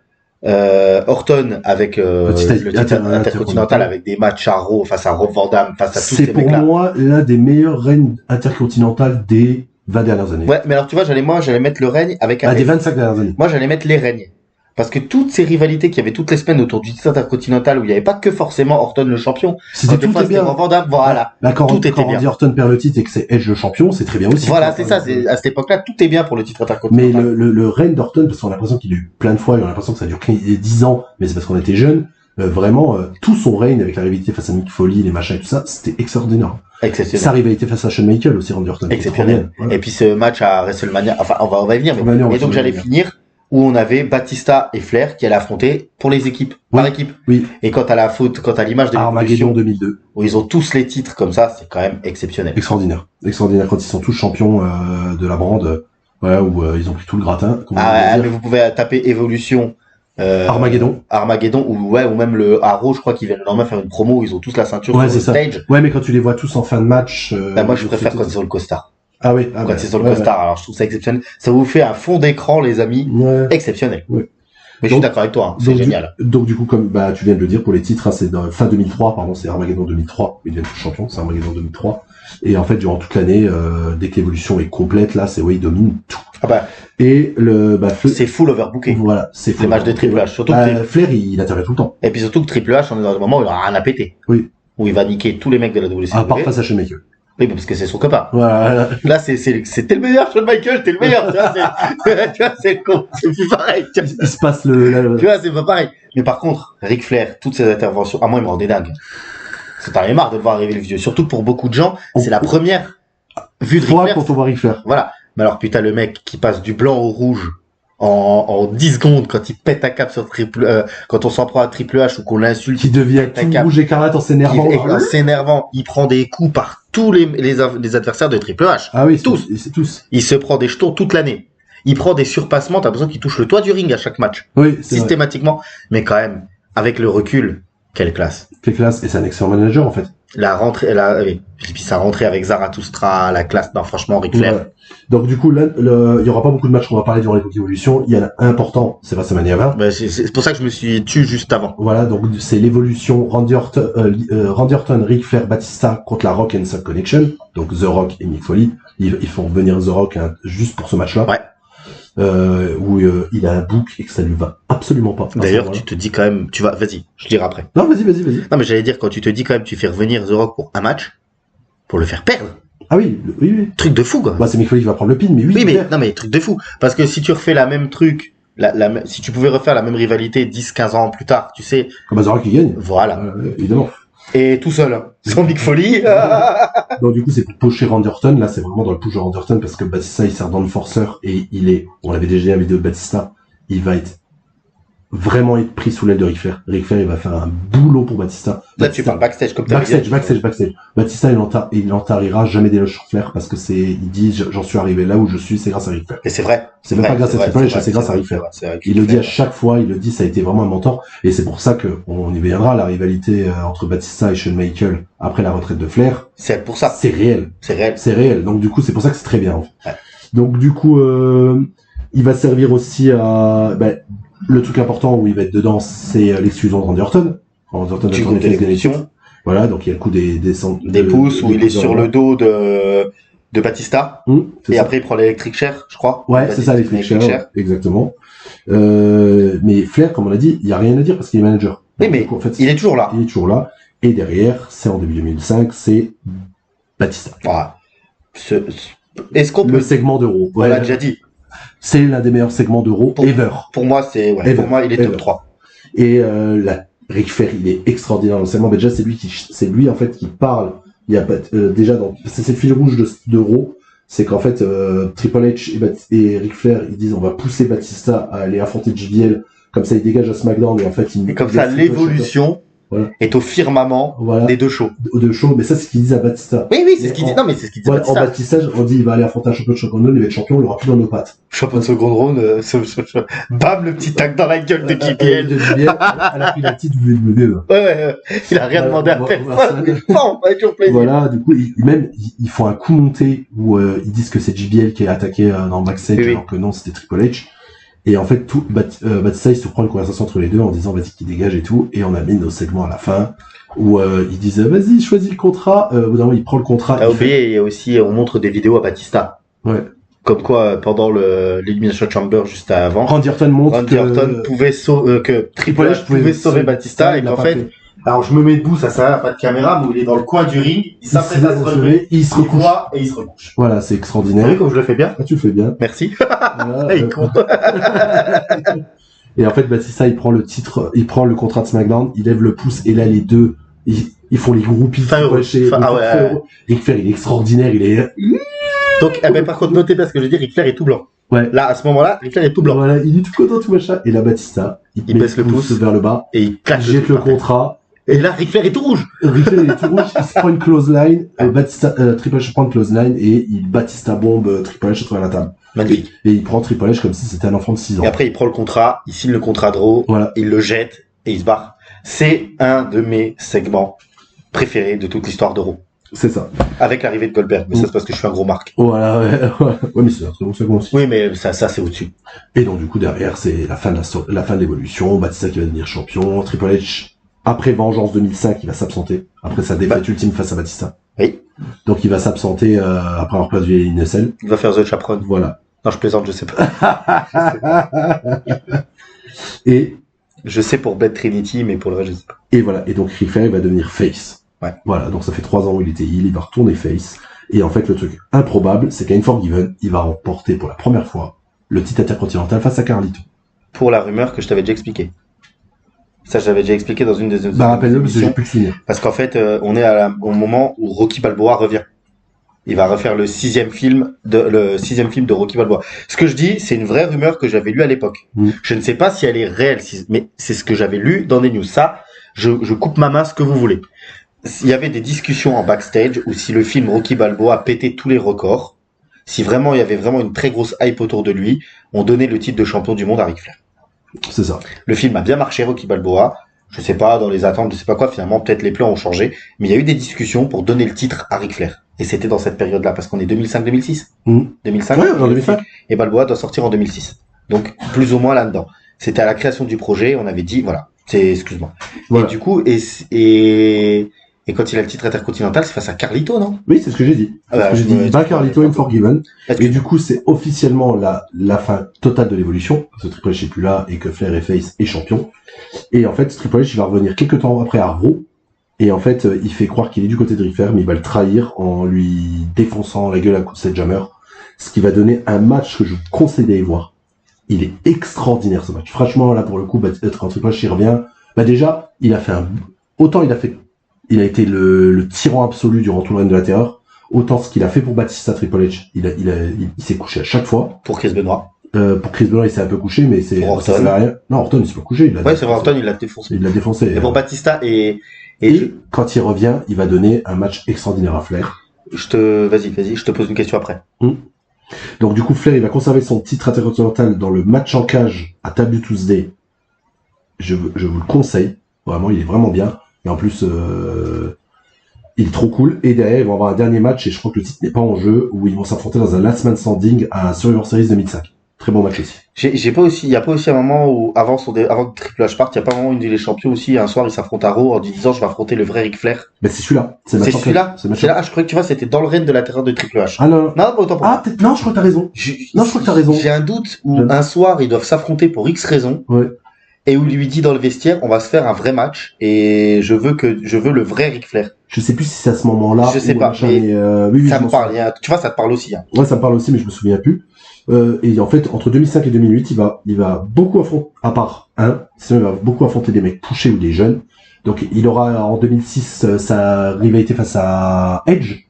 Ouais. Edge qui a la mallette face à Ric Flair, et que Edge aura même un match où il va faire exprès de perdre un match contre Ric Flair pour pouvoir cash sur John Cena plus tard, à New York's Evolution. On en a parlé. Voilà. Ric Flair, il va aussi intervenir durant la Live Sex Celebration. Il y aura deux mecs qui vont gâcher le segment, Ric Flair et John Cena. Voilà, où l'autre il baise Lita dans le ring. Ric Flair qui interrompt un segment sur le sexe. À quoi que ça fait rire ou pas? Ouais. Il va avoir une petite rivalité justement pour le titre face à Shelton Benjamin. Il va participer au deuxième Money in the Bank. Oui. Très cool, hein, qui va être gagné par Van Damme. Il aura une rivalité face au Spirit Squad accompagné de Roddy Piper. Il me semble même qu'ils ont un match à Survivor Series 2006 face au Spirit Squad. Ouais. Avec tous les anciens. Ouais. Notamment Arn Anderson en manager. C'est pas terrible. C'est le Spirit Squad qui gagne, je crois. Enfin, bref, c'est pas terrible. Et il me semble aussi que Ric Flair est le premier adversaire de Kenny Dragsta une fois qu'il y a eu la fin du Spirit Squad. Il va aussi pusher un peu Carlito, affronter MVP aussi. Il va affronter le Great Khali. Oui. Voilà. Et le truc très cool, c'est Mick Foley. J'adore. Voilà. Parce qu'en 2006. Voilà, c'est exactement ça. C'est qu'en fait, ils vont s'affronter deux fois. C'est parce qu'en fait, dans son bouquin, le Flair avait taclé, déjà Mick Foley avait taclé Flair la première. En fait, ça aussi, j'étais persuadé que c'était que Flair qui avait taclé Mick Foley. Je rajoute juste un petit point à ce qu'a dit Messiah a parlé toutes des rivalités de Ric Flair qu'il a eu face au petit catcheur, il les a pas données dans l'ordre. Non, je dis parce tout que, par exemple, Kenny Dragsta, c'est après, Mick Foley. C'est juste pour que, non, on s'en fout. On n'a pas donné d'ordre. C'est juste, je fais les petits points là. Voilà, je fais juste un truc global. Voilà. Mick Foley, c'est important. Ah, Mick Foley, c'est génial. C'est qu'en fait, Mick Foley, dans son bouquin, il avait dit, Ric Flair, c'est un mauvais booker autant que c'est un bon catcher. Ouais. En fait, il disait que, parce qu'en fait, quand il était booking, Mick Foley à la WCW, ça marchait pas du tout. Du coup, il avait critiqué Flair là-dessus, mais il a dit, c'est un catcher extraordinaire, j'adore Ric Flair et tout, mais par contre, c'est un très mauvais booker. Flair l'avait pris mal, et il avait dit, le mec, à part s'être pris 15 millions de Stuntman, glorified Stuntman. Donc, un extrait glorifié, parce que le mec, à part s'être pris 15 000 punaises, il a jamais rien fait. Donc, du coup, Mick Foley l'avait pris très mal. Ils avaient eu une interaction réelle durant cette époque-là, au backstage. Sauf que comme c'est deux pourris du all-timer, ils se sont mis d'accord, on va faire un programme entre les deux. Ouais. Donc, le programme, il y aura déjà le premier match où Flair va gagner à vengeance dans un 2 à Touch Free Fall, justement pour montrer que Flair est un meilleur catcher que Mick Foley. Parce que dans un match au meilleur des trois tombés, t'inquiète, il va y arriver l'autre match. Ouais, mais moi, à vengeance, je me rappelle ça pisse le sang, hein. Ça, c'est leur Sam. C'est pas à vengeance. Tu confonds? C'est Bah, parce que je me rappelle du DVD. C'est SummerSlam. Bah, peut-être sa piste le sang aussi, je m'en souviens plus du match. Moi. Parce que moi, je me rappelle où Mélina, elle fait abandonner, elle abandonne pour Mick. Ouais, elle balance sa serviette parce que Mick il est en sang. Ça va dans les quits. C'est donc. Peut-être, Ouais. je sais plus. Donc du coup, là, Flair gagne le premier. Et ensuite, bah, il gagne les deux de toute façon. Et derrière, il y a le I Quit match à SummerSlam, qui est un bain de sang total, où Ric Flair, il est possédé. Il va se prendre des punaises dans le dos, dans le cul. Il va être sur le terrain de Mick Foley. Il va le jouer très très bien, alors que le mec a plus de 50 piges et qu'il est déjà tout vieux. Il va accepter un gros match hardcore. Et derrière, justement, il va dire Mick Foley, je me suis trompé, t'es un excellent gars, ce que tu faisais, j'aurais pas été capable de le faire au même âge. Oui, t'as raison, c'est moi qui suis complètement planté, mais voilà. c'est ça, oui. Voilà, ça se Sam, et il va lui dire, je respecte en fait toute ta carrière, ce que t'as fait, j'aurais pas été capable de le faire, là, je l'ai fait en fin de carrière, et en fait, de faire ça tout le long, j'aurais pas été capable. Donc, respect avec les deux. Respect entre Allez voir les deux matchs, vous pouvez aller les voir. Déjà, moi, Vengeance 2006, j'aime beaucoup. Je l'avais en DVD, c'est un DVD que j'aimais bien regarder à l'époque. Tu l'as acheté? Ouais, je l'avais acheté. C'est ça, exactement, c'est cette promo-là. La promo DX. Vengeance va être un super pay-per-view, tu vas l'acheter? Tu vas l'acheter. C'est le premier retour de la DX, d'ailleurs. Et c'est vrai que ce match-là, le Twistage, il est génial un peu. Le tout un truc fort. Ouais, deux au meilleur des 3 tombées, c'est ça? Ouais, c'est ça. Ça dure 7 minutes, mais voilà. Mais c'est vrai que cette rivalité-là m'avait marqué à l'époque. Et le match il est incroyable, allez le voir. Super violent, parce que là, Ric Flair, il a plus 55 ans. Il est fou. Là, il a 35 ans. C'est Sandman Prime, quoi. Ouais. Pète un câble. Je me demande même si c'est pas l'un des derniers matchs hyper violents de Mick Foley à la WWE. Il me semble que oui, ouais. Je me demande, hein. Oui, parce qu'il avait déjà fait sa masterclass face à Edge. Oui, mais ça, c'est avant. Oui, c'est pour ça qu'il avait déjà fait ça. Donc, avant, et peut-être le One Night Stand 2 où il affronte avec. C'est celui-là le plus violent, je trouve. Mais est-ce que c'est avant ou après celui-là? C'est avant. C'est avant. Oui, c'est avant celui-là. Oui, c'est avant SummerSlam. Oui, parce que c'est WrestleMania 22, One Night Stand et ensuite SummerSlam. C'est ça. Donc du coup voilà. Donc non, franchement, je crois que c'est l'un des derniers gros matchs violents de Mick Foley à la télé, enfin à la WWE. Et du coup, comme je l'avais dit, il va devenir champion avec Roddy Piper après ça, pour le World Tag Team.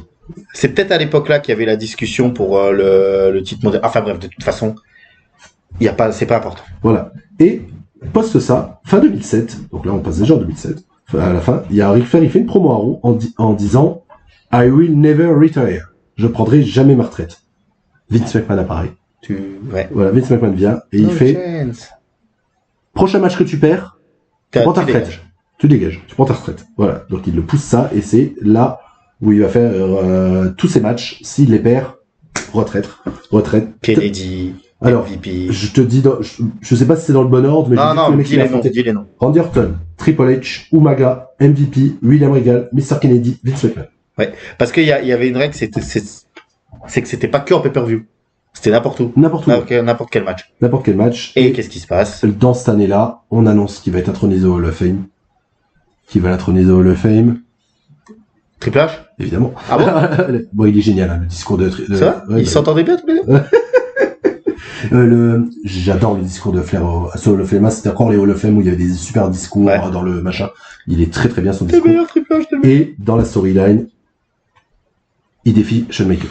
Et j'en ai parlé beaucoup dans la vidéo de Shawn Michaels, donc on vous retourne vers là. Le seul truc que je peux dire, c'est qu'il y a une promo extraordinaire où en fait, parce que Shawn Michaels refuse, il veut pas mettre Ric Flair à la retraite parce que c'est aussi un de ses catcheurs préférés et qu'il le respecte trop. Ça l'est même devenu. Parce qu'à l'époque, c'était Tully Blanchard. Merci. Et après, ça l'est devenu. Et donc, du coup, les promos entre les deux sont extraordinaires. Et en fait, le truc, c'est que Shawn Michaels refuse. Flair lui dit, c'est un manque de respect que tu refuses. Et une chose est claire, j'adore cette promo de Flair où il lui dit, je te demande pas de me battre à WrestleMania. Je te demande d'être le meilleur à WrestleMania pour que je te batte et que je continue ma retraite. Exceptionnel. Voilà, c'est ça le truc. Pour que je continue ma carrière. Ma carrière, voilà, c'est ça. Donc, c'est génial. Exceptionnel. Et c'est le meilleur match de WrestleMania 24. J'adore WrestleMania 24, je le regarde tout le temps. L'image. On est à Orlando, non? On est à Orlando. Il y a les palmiers, il y a Snoop Dogg qui s'endort. Mais j'adore ce WrestleMania parce que il est globalement très très bon. C'est enfin un bon main event pour l'Undertaker à la fin face à Edge. Il me semble même que la musique de ce show, c'est Snow des Red Hot Chili Peppers. Il me semble. L'une des deux musiques. Ouais. C'est le premier Money in the Bank de CM Punk. Il y a le triptyque Triple H, Batista, John Cena. C'est un très bon WrestleMania. Alors, on va pas trop parler de ce match-là, tout simplement parce qu'on en a énormément parlé. I'm sorry, I love you. Juste, dites-vous que la veille, il y a eu le Hall of Fame, Ric Flair, full mis en avant. Le lendemain, il y a ce WrestleMania-là, meilleur match de la soirée. Full mis en Sorry, avant. I love you. Toute la famille, il y a une Charlotte Flair, elle est toute jeune. À Ashley, l'époque. ouais. Oui, Ashley Flair. toute jeune et tout, c'est la folie. Sorry, I love you, c'est exceptionnel. Le match est trop bien. Shawn Michael qui pleure au moment de lui mettre dessus une musique parce que je pense que Shawn Michael, il se dit, dans un an ou deux, je suis à la place de Flair. Ouais. Parce que psychologiquement, je pense que Shawn Dans Michael, 2 ans. Shawn Michael a pris conscience qu'il allait bientôt prendre sa retraite au moment où il a mis Ric Flair à la retraite. Point Goldwyn, mais Voilà. c'est ce que je Et pense. c'est surtout qu'après avoir fait le tomber, il l'attrape par la tête en lui faisant un câlin, c'est génial. C'est exceptionnel. On va pas parler du match trop parce que vous avez l'émission sur Shawn Michael. Il y a quand même 8 heures de Shawn Michael. Je pense qu'il y a de quoi faire, hein, si vous avez envie de vous faire plaisir, les amis. Merci. Et le lendemain à Raw, c'est encore lui qui est mis en avant. Oui, il a le meilleur, la meilleure mise à la Le retraite. meilleur départ en retraite de toute l'histoire du catch. Franchement, ouais.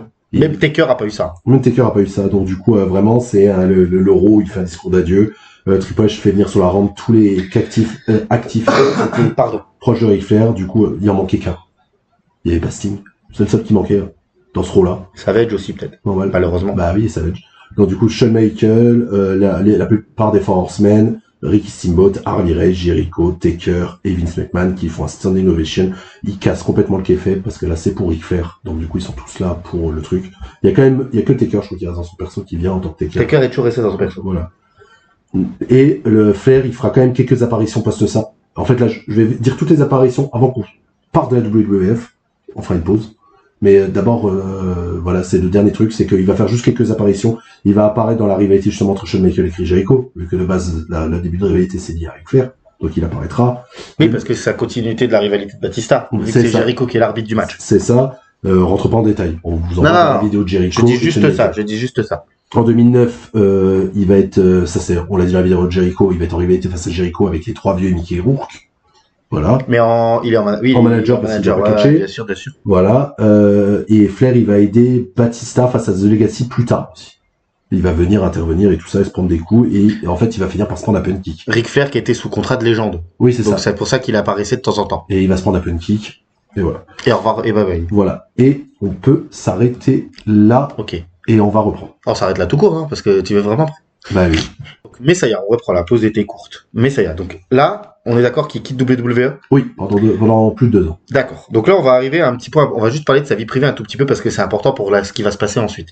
Parce que c'est des problèmes qui vont découler de l'argent. Voilà. Ric Flair est quelqu'un qui a toujours vécu la gimmick réellement. Il a été marié 4 fois. Il a eu 4 enfants. Je sais pas si c'est avec 4 femmes différentes, je sais pas du tout, je sais pas. 2 avec une femme, 2 avec une autre femme. Donc il y a David, je dis pas dans l'ordre d'âge, il y a David, il y a Reed, C'est Megan, David, Megan, Ashley et Ashley. Reed. Ashley, c'est Charlotte. C'est Charlotte. Voilà. Donc, lui, le problème qu'il y a eu, c'est qu'il a toujours eu des énormes problèmes d'argent. On a toujours dit en rigolant que ce qu'il devait donner en pension alimentaire, c'était le PIB du Yémen tous les mois. Donc Ric Flair, être en contrat de légende, c'est peut-être pas assez lucratif pour payer tout ce qu'il doit payer. Ouais. Donc il a eu énormément de problèmes financiers. Ça, c'est réel. Il a eu des problèmes backstage, mais là, financier, c'est réel. Donc qu'est-ce qu'il fait pour essayer de se renflouer la caisse? Il va aller catcher. Reprendre Donc le mec a eu les plus beaux adieux de l'histoire du catch. et en fait, il va continuer de catcher. Est-ce que tu veux qu'on parle de ses problèmes aussi judiciaires et de santé? Ou Alors, ça pour après? Santé, c'est maintenant la santé ou c'est un peu après? On peut faire une pause pour en parler. Bon, vas-y, alors explique. On va faire une pause avant d'attaquer justement les booking catch qui va arriver là pendant 2 ans. Alors, santé. Commence par la santé, tu feras le judiciaire après. Voilà. Donc, Flair s'est reconnu aujourd'hui. Il souffre d'une cardiomyopathie alcoolique. Alcoolique. Une maladie cardiaque liée à la consommation excessive d'alcool. Ah, d'accord, ok. Donc, en fait, il y a des problèmes de cœur liés à l'alcool. Oui, En fait, il en a même tellement temps. abusé dans sa Il a tellement abusé dans sa vie, ouais. donc, du coup, en fait, il a Est-ce qu'on peut dire que Ric Flair, c'est un peu le Lenny du catch? Un petit peu, ouais. Un petit peu, hein. Un petit peu. Lenny de Motorhead pour ce coup. Voilà. En 2017, il aura une intervention chirurgicale pour retirer une obstruction intestinale. Voilà. Donc, en plus, il y aurait des quelques complications, donc il va passer pas mal de temps à l'hosto. Il fera beaucoup de rééducation chez lui et ça commencera à l'India. Il simule. Il y en a qui disent que c'est vrai. Encore une fois, c'est du catch. Est-ce que c'est vrai? Est-ce qu'il a simulé lors de son dernier match? Je mets des gros guillemets, on va y venir. Il a eu soi-disant une attaque cardiaque. Pour moi, c'est un work, ce qui est complètement con. Mais c'est possible que ce soit vrai. Il fait partie d'une des personnes qui aurait pu aller voir DTP, lui, pour le coup. Ouais. Il a été diagnostiqué 2 fois en 3 ans d'un cancer de la peau aussi. Ouais. Voilà. Donc et là actuellement, il va pas très bien quand même. Donc du coup, il a pas mal de, comment ça s'appelle, Il a pas mal de soucis d'hôpitaux, ce qui est normal, Après- hein, c'est un vieux monsieur. hein. Après, il a 77 ans, il a pris des bumps toute sa vie, il a fait des brûlé la abus toute sa vie. chandelle par les deux bouts toute sa C'est vie. déjà même un miracle qu'ils sont encore en vie. C'est ce que j'allais dire, parce qu'il y a un moment quand même on y a cru. Hein. Ouais. Tu te rappelles quand il s'était fait opérer de la jambe ou je sais plus quoi là, où il était vraiment, on avait vu des photos où il était cadavrique. Bah, c'est l'opération intestinale, je crois. Ouais, c'est ça, ou un truc comme ça, où ça lui avait pris d'un coup, et il avait failli y rester. Mm. Ça, je me rappelle. Maintenant que tu le dis, je me rappelle. Il y a aussi, on va pas parler de politique, mais il y a un truc marrant, c'est qu'il a voulu se présenter dans le comté de Charlotte. Sauf qu'il y a Jesse Ventura, il lui a fait, bon, t'as reçu 143 contraventions pour excès de vitesse, te présente pas, en fait. Ouais, ça sert à rien. Ça passera pas, ça sert à rien. Ça, c'était un peu marrant. Jesse Ventura, qui a été aussi un immense homme politique. Voilà, c'est ça. Oui, bah oui, lui, il a été gouverneur. Lui. Lui, il a été gouverneur. Il a aussi soutenu une candidature qui n'avait pas été au bout pour l'élection présidentielle américaine d'un rappeur aussi, c'était marrant, ça. Voilà, parce qu'en fait, on l'a pas dit. Ric Flair, c'est une icône du hip-hop. C'est vrai? Oui, on l'a pas dit, mais c'est vrai. Sur le terme bling bling, jet setter, Oui, machin. oui. Alors oui, une icône pour les, oui. Alors ok. J'ai compris ce que tu voulais dire. C'est une icône pour tous les rappeurs. Exactement. Exactement, Et donc, parce du que c'est coup, la gimmick d'un rappeur qui Bah a. voilà, et en fait, bah, c'est pour ça que quand il danse, quand il fait ses gestes là, comme ça, avec tous les bagous, tous les trucs et tout, et ben en fait, il a fait énormément de clips de rap, de pubs pour les hip-hop, pour les gens du hip-hop, machin. Il a apparu dans plein de trucs, il y a plein de gens qui font des références à lui dans le rap américain, ce qui est Et logique. puis le Woo, c'est devenu un mème aussi. C'est devenu C'est un mème. devenu un truc, c'est iconique aux États-Unis, le Woo. Ouais, le fameux Wu, ouais. Et j'avais la référence du Wu, et je l'ai perdu, malheureusement, excusez-moi. Voilà. Donc du coup, Ric Flair est quand même très connu dans le mainstream, mine de rien. Ouais, c'est vrai. Bah après, pendant que tu cherches ton truc pour le Woo? Non. Ok, tu peux continuer. Bah, et il y a eu pas mal, bah, comme tu disais, pas mal de problèmes judiciaires, souvent liés à la thune, entre des accidents de bagnole, des conneries. Genre, il a eu un gros accident à cause d'une rage au volant. Il a été inculpé par des délits mineurs, hein, des dégradations de biens personnels. En fait, il a fait des Randy Orton. Ouais. Des trucs comme ça. Il a même été retiré des programmes WWE, parce que c'était pendant qu'il était signé WWE qu'il a fait ça. Il devait plus de $40,000 aussi à des actions en justice entre la Ring of Honor et pendant qu'il était à TNA. Parce qu'en fait, il va passer à la Ring of Honor, je vais y venir, et en fait, il y a eu des problèmes. Mais ce qui est dommage, c'est que te dire que le mec, avec tout le respect qu'avait pour lui Vince McMahon, pouvait pas aller le voir et s'arranger avec lui. Ouais, franchement, non. Et en fait, il a eu un problème lié à la NWA aussi, parce qu'en 2011, il a fait des délires avec la NWA, et en fait, il a risqué de la prison qui n'a pas été fait. Ouais. Et je pense qu'on a fait le tour des trucs backstage entre les problèmes de santé, judiciaires et tout ça. Donc du coup, pour régler ses problèmes judiciaires, qu'est-ce qu'il fait? Qu'est-ce qu'il fait? Eh ben, en fait, il va aller une première fois. Déjà, il va se lier à la Ring of Honor. Il va aller voir la Ring of Honor de l'époque. ROH, ouais. La Ring of Honor, il va signer un contrat avec eux. Mais en tant que figure d'autorité, il n'est pas censé catcher. Ouais. Pour pouvoir prendre du pognon en plus. Parce que je pense qu'il y a peut-être, voilà, c'est en plus, parce que je pense qu'il y a toujours son contrat de légende. Et en allant à la ROH, qui n'est pas un adversaire de la WWE, il peut y aller, faire le commissionnaire, parler un peu, et puis ça passe. C'est ça. Donc du coup, il va souvent juste superviser des matchs, annoncer des matchs pour le titre mondial. Oui, il va pas faire grand-chose. Là, il va trahir sa parole de retraite. Et il va aller dans le ring. Oui. Face à qui, à ton avis? À qui il va toquer à la porte pour pouvoir prendre un peu de pognon? Roddy Piper? Ah, Eric Bischoff? Non. Bah, qui est presque. Hulk Hogan? Hulk Hogan. TNA? Non, on n'est pas la TNA. Ah. En fait, il va aller toquer à la porte de Hulk Hogan parce que Hulk Hogan fait une tournée Hulkamania, comme il a fait plusieurs fois. Avec tous les anciens. Voilà, en Australie. Et en fait, Ric Flair, il va faire ça aux côtés de Hulk Hogan pour jobber tous les soirs contre Hogan. Alors, je suis d'accord avec toi. En 2009, Hogan Flair, les gars. Je suis d'accord avec toi par rapport au fait que voilà, ça peut être une tradition de une trahison de son départ. Mais dans la mesure où c'est une tournée en house show, ça me choque moins. Ça te choque moins, mais c'est quand même pas correct. Oui, mais c'est du house show. C'est-à-dire qu'en fait, si tu t'as jamais vu les matchs, c'est pas comptabilisé. Tu vois ce que je veux dire? Oui, mais ça reste quand même un truc lié à Hulk Hogan, donc c'est médiatisé, donc on le sait. Oui, donc mais en soi, bon, ça me choque moins que quand je l'ai vu aller. Salut Nico.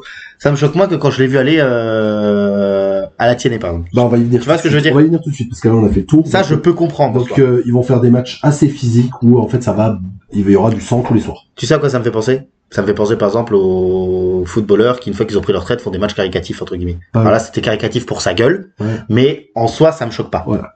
Donc, du coup, c'est juste pour jobber contre Hulk Hogan. Et violent avec du sang et tout. Ouais. Bah oui, bah en même temps, il faut compenser les deux. Oui. Bah, il y en a qui n'est pas bout. Et on arrive à la TNA en 2010. Hulk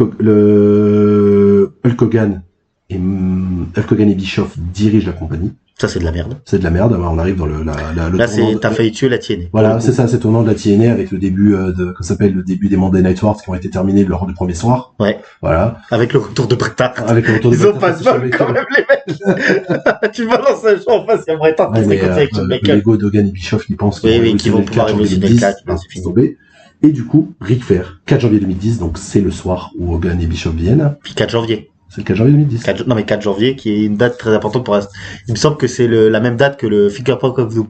Oui, et c'est la même date de Wrestle Kingdom tous les ans au Japon. Exactement. Voilà. Donc du coup, il fait ses débuts surprises lors de la TNA. Il arrive, il surprend le monde du catch parce qu'il dit, il a affirmé, comme il avait dit qu'il avait terminé sa carrière. Ben non, en fait là, il est là.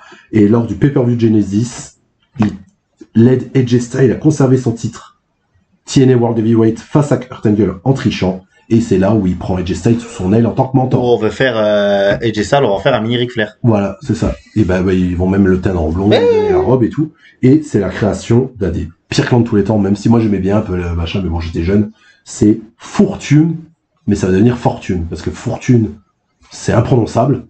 Et c'est devenu Fortune. Et c'est un simili.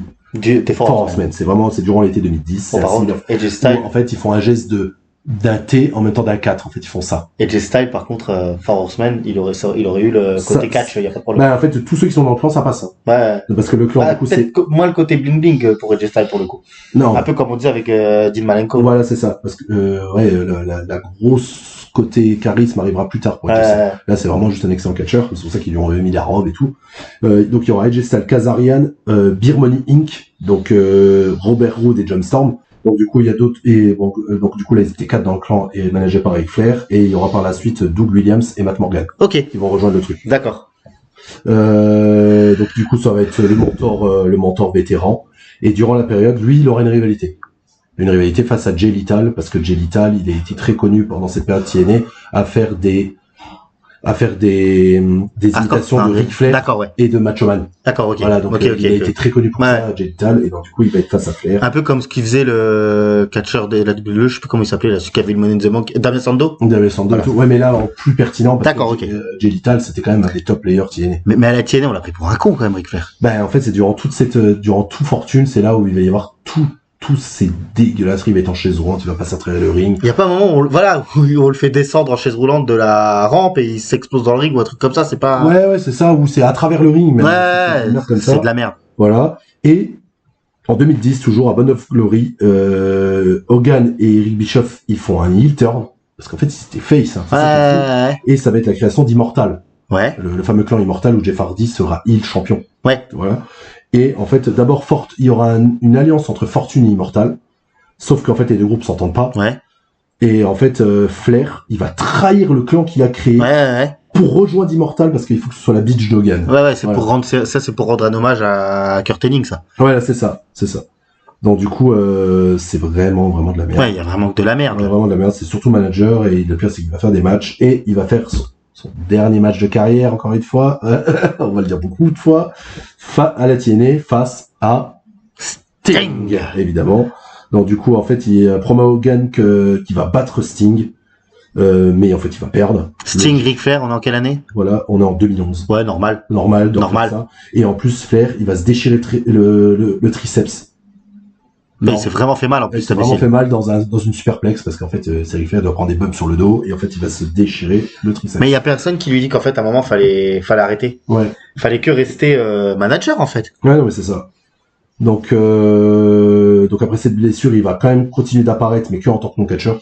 Ouais. Et en fait, en 2010, TNA, ça termine là. Ouais. Voilà, TNA, c'est réglé, c'est fait. Et je vais vous faire rigoler. Il l'a dit en interview au moment où il a quitté la TNA, il fait j'annonce que je lutterai plus, il a dit, hein, je lutterai plus jamais parce que j'ai été marqué par la crise cardiaque de Jerry Lawler à Raw. Ah oui, il a pu relutter. Il a pu relutter. Non, il n'a pas joué autour d'une crise cardiaque après. Non, pas du tout. C'est pas le genre du personnage. Pas du tout. Donc du coup, Ric Flair, il va re-signer en 2012 à la WWE et on va le remettre dans le Hall of Fame avec les Four Horsemen. Ouais, deuxième fois. Donc Ric Flair, franchement, Vince, il a pas été putain. Mais c'est pour ça que je comprendrai jamais pourquoi Flair n'a pas été voir Vince en lui disant, écoute Vince, j'ai des problèmes d'argent, est-ce que tu peux pas me remettre à l'écran? Ouais. Mets-moi manager de Pierre-Paul Jacques. Comme ça, je me prends Bah toutes les semaines un peu plus d'argent. Je paye mes pensions alimentaires. Je me remarie. Et au moins, ça va. Je divorce. Et tu me fais une augmentation. Et tu me refais une augmentation. Non, mais je veux dire, Vince, avec tout ce qu'il lui a fait, il pouvait pas s'arranger. Et pourquoi aller... Je comprendrai jamais. Ah, pourquoi aller bafouer le plus beau au revoir de l'histoire du catch?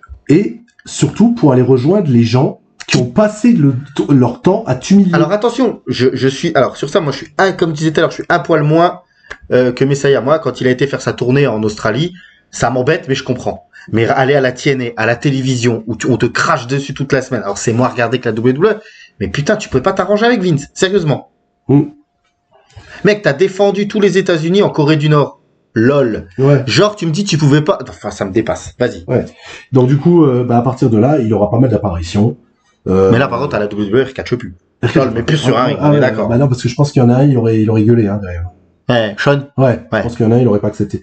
Donc, du coup, il va faire plusieurs interventions face à CM Punk, face au Shield, face à EDL No, machin. Et entre 2013 et 2017, il va être pratiquement tout le temps à côté de Charlotte. Mais je te dis que c'est une histoire que là, en fait, en étant manager de Charlotte, il gagne plus. Il est en apparition quasiment toutes les semaines. En plus, c'était cool que Charlotte et le père soient ensemble. Comme c'était en vrai, non.